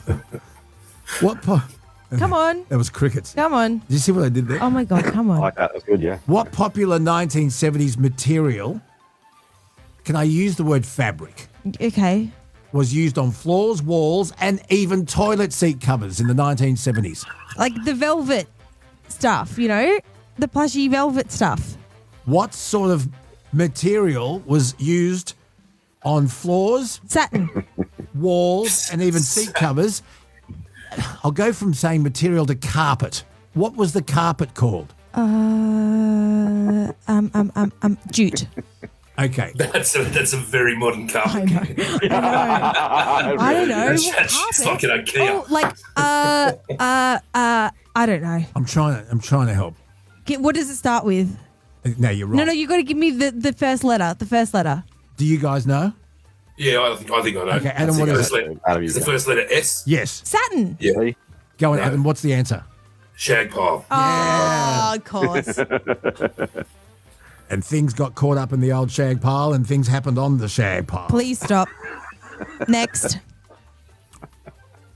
Okay. You're 2 down. Yes, okay. Which Prime Minister is remembered for the 1975 dismissal? We talked about this, Kelsey. The other I've tried day. to educate you. Sir John Kerr was the Governor General. Well, may you say, God save the Queen. I'll even try and do the voice. Who was Robert Menzies? Because nothing will save. The Governor General. Was Robert Menzies the one that got lost at sea? No, that was Harold Holt. Menzies was the most... Bob Hawke. No. But he was a Labor Prime Minister. John Howard. No, he was a... Say Buddy Holly. I'm just naming prime ministers that I know. I really only know Robert Menzies, Bob Hawke. Who was the one that everyone he drank beers and stuff at the? That's Bob Hawke. Okay. Well, I've got nothing. Okay, it was Gough Whitlam. Nah, wouldn't have guessed that. It's Gough Whitlam. Luke, can we just make mention of those who haven't been to Melbourne? There is a Harold Holt Memorial Swimming Pool in Melbourne, which is my favourite. Isn't that fantastic? Isn't that brilliant? I drove past it the first time. I was like, it can't be, surely. That is a Harold Holt Memorial Swimming Pool. Don't you love how it's that Harold Holt's turned into rhyming slang? He's done the Harold Holt. No, that's a Barry. That was Barry Bolt. It's a Harold Holt. He's done the Bolt. Harry. He's done the Harry. Yeah, he's done the Harry. The Harold Holt. He's done the Harold Holt. He's done the Bolt, and swum out to the Japanese submarine. No, they're looking for a dingo. They're looking for a dingo with a snorkel, surely. I've got to tell you, just rhyming slang before I move to the next question. This was a magical moment for me. It was completely spontaneous. I'm at 2GB many years ago, and I'm interviewing Barry Crocker, and we're having a chat. and he couldn't remember the dates of what he was doing. So I said, "You're having a you." I mean, what are the chances of being able to do that? What were the? Fantastic. It's a once in a lifetime opportunity, isn't it? I said, "You're having a you." I don't get it. Nice. Don't explain it to me. If you're Next having a question. shocker, you're having a Barry Crocker. Okay, I don't get it. It's a very English thing, I think, the rhyming slang. Dead horse. What's dead horse? Tomato sauce.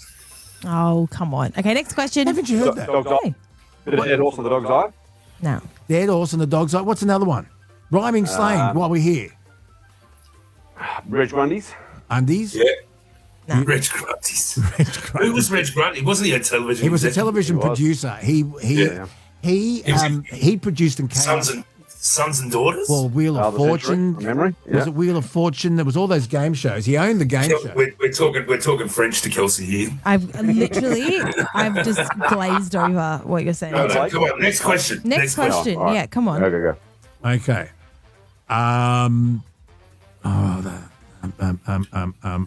Okay.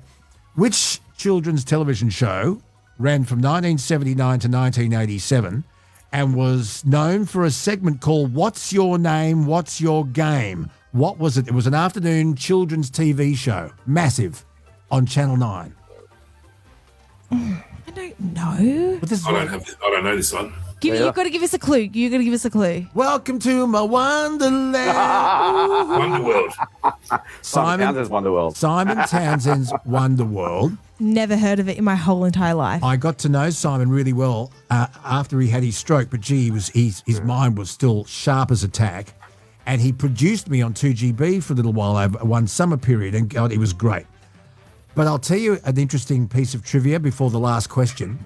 Yeah. If you Google Simon Townsend, not only will it come up as creator and executive producer of Simon Townsend's Wonderworld, but he was also Australia's first conscientious objector during the Vietnam War. Oh, there you go. He actually went to prison. He actually went to prison for a day, I think. But he was Australia's first conscientious objector with the Vietnam War. Wow. Is that a good piece of trivia? Yeah, I guess. It is. His original theme song for his show was Afternoon Delight until someone told him what it meant. Oh. I'm reliably informed. Okay, now this one is the last one, and Chook argued that it's too ambiguous, but this is what it says. Back in the old days when you went to the milk bar and you could buy 2 for a cent, you could buy some lollies 1 for a cent. You remember that?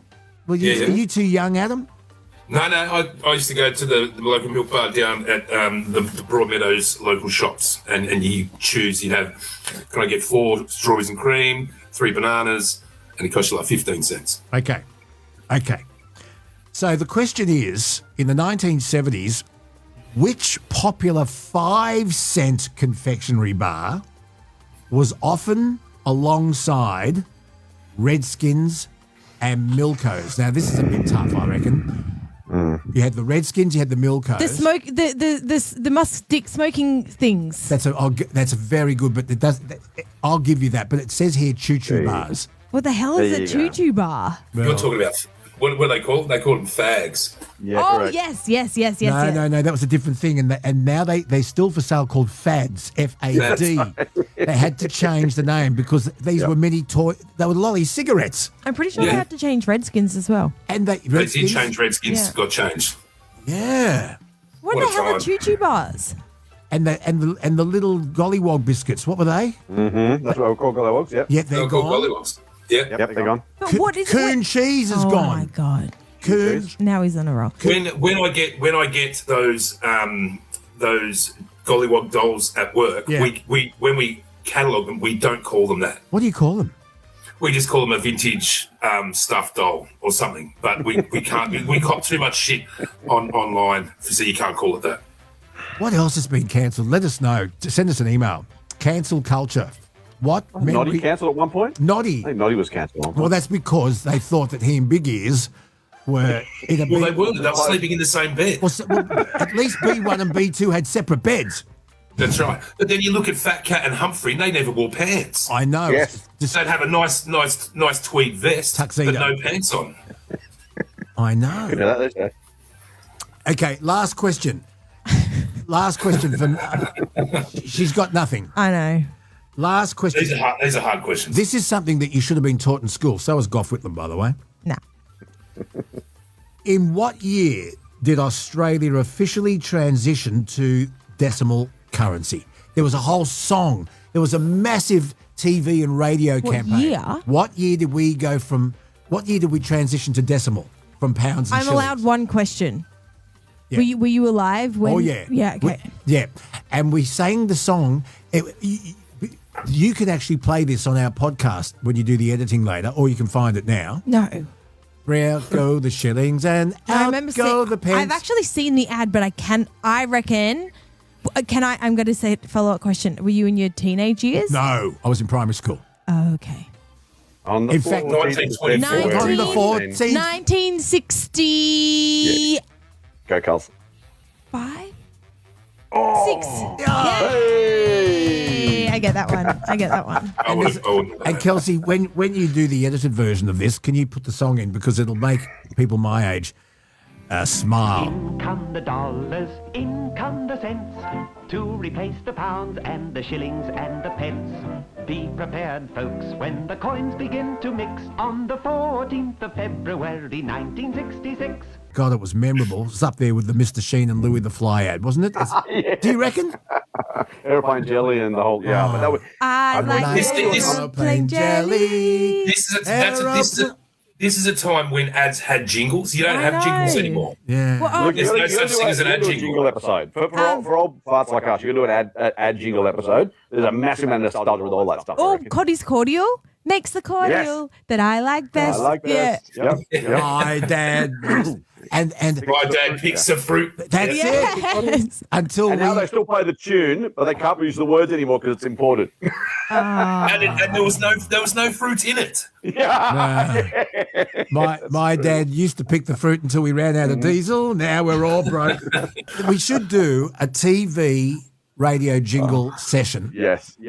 For sure. And Hugo said, you go. And I said, no, you go. And soon he was back with the pack. And we sat in the back feeling better inside. Okay, that's enough. A drive isn't funny without an empty tummy. Thank goodness for Kentucky Fried. It sounds like an ad for condoms. Wow. No. Oh, it's in the Mojo catalog, right? The Tui's ads and the Meadow Lee stuff, the Colgate. I mean, Mojo just smash hit. They were great. They were songs. They were anthems. This is where Mojo were really good. They didn't write jingles. They wrote anthems. Yes. Great way to put it. Yeah. How do you feel? Remember that? Oh, Lily Pounds. This is me, Mum. Talk about that. Once you wind Luke up, he just won't stop. Lily Pounds, I'm down like a machine. Pascal's taking divots in the green. Something. Dougie's chewing gum, and the chapel's eyes have got that killer gleam. Okay, that's enough. Mr. Walk is playing havoc with the bat. Come Luke, on, oh my Ozzy, God, come on. There you go. Okay, next. That's it. You've done reasonably well. 4 down, 1 we'll give you. Yeah. 1966. Listen, guys, thank you so much. Adam McDonald from Evans Hastings. What have you got coming up? Have a look on ehva.com.au tonight. We've got a pop culture sale up online. There's some really good early movie posters. There's a good Star Wars, Rocky Horror Picture Show, some really odd movie posters like Ghoulies and these iconic horror movies. So have a look at that. There's a wonderful collection of Lego Lions. Lego Lions Knights Castle. So have a look. And just next week, I just want to put this out there. Can we talk about when should bands hang up their live shows? Yeah. I went and saw a New York rap group the other week, and I paid $160 a ticket each for me and Wonderboy, and it was the shittest show I have ever seen. I almost walked out. When do bands say that's enough? We cannot do it anymore. Like the Rolling Stones. Triple M were major sponsors of Guns N' Roses at one point when I was there, and I think it was at Eastern Creek. And I was there. Axl was 2 or 3 hours late. 4 hours late, and it was pissing with rain. I was there. When should bands hang up the microphone and axe the axe. That's right.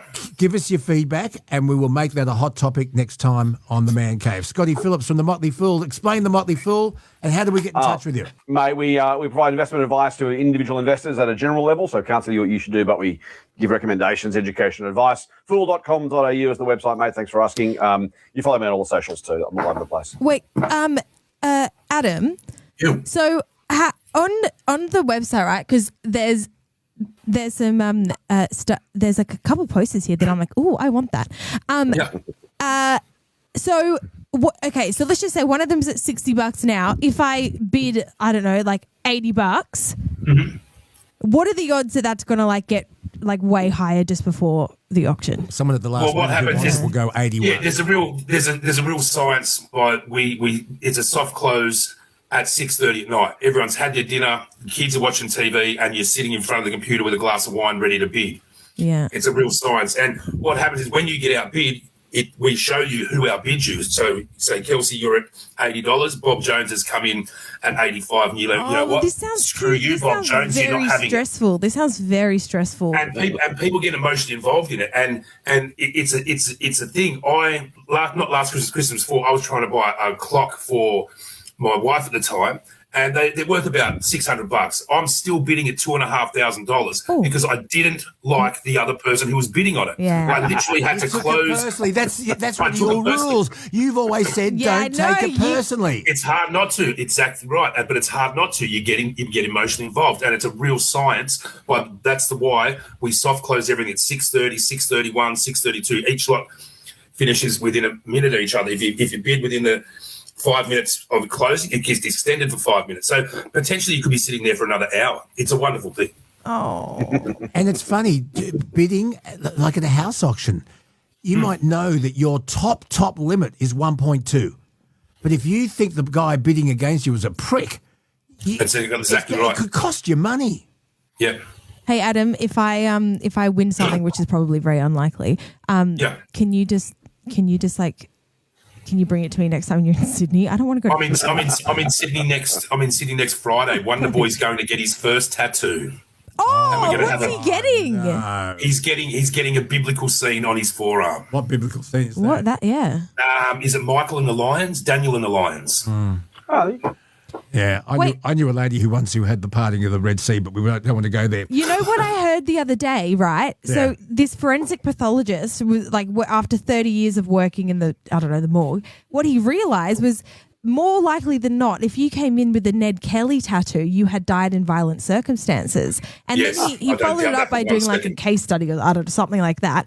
And lo and behold, it was like 80% of people that he saw that had a Ned Kelly tattoo had died in violent circumstances. It'd be same as a Southern Cross tattoo. Yeah. Yes. Wow. And like crims in jail that have killed someone, they've got a teardrop, yeah. A teardrop. I mean, there's a lot of meaning behind tattoos. Like what's the upside down pineapple? Luke, you know that. You know. Don't. No, I don't. You do know. If you get that tattoo, you're a lifer. Is it the Ned for Golden Circle? Oh my God! Stop. I'm not even playing into that. Thank you very much, guys. It's been great to see your faces. Always fun. Well done, guys. Really good to talk to you. Thank you so much. We'll play some music out, will we, Kelsey, to finish the segment. This has been a live Bonafide podcast. Thank God we don't have to answer to ACMA or a program director. Yeah. Thank you so much. Have a great time, you guys. Good on you, Scotty. Skipper. Thanks, Adam. Thanks, Kels. One of your best, boys. See ya. Bye.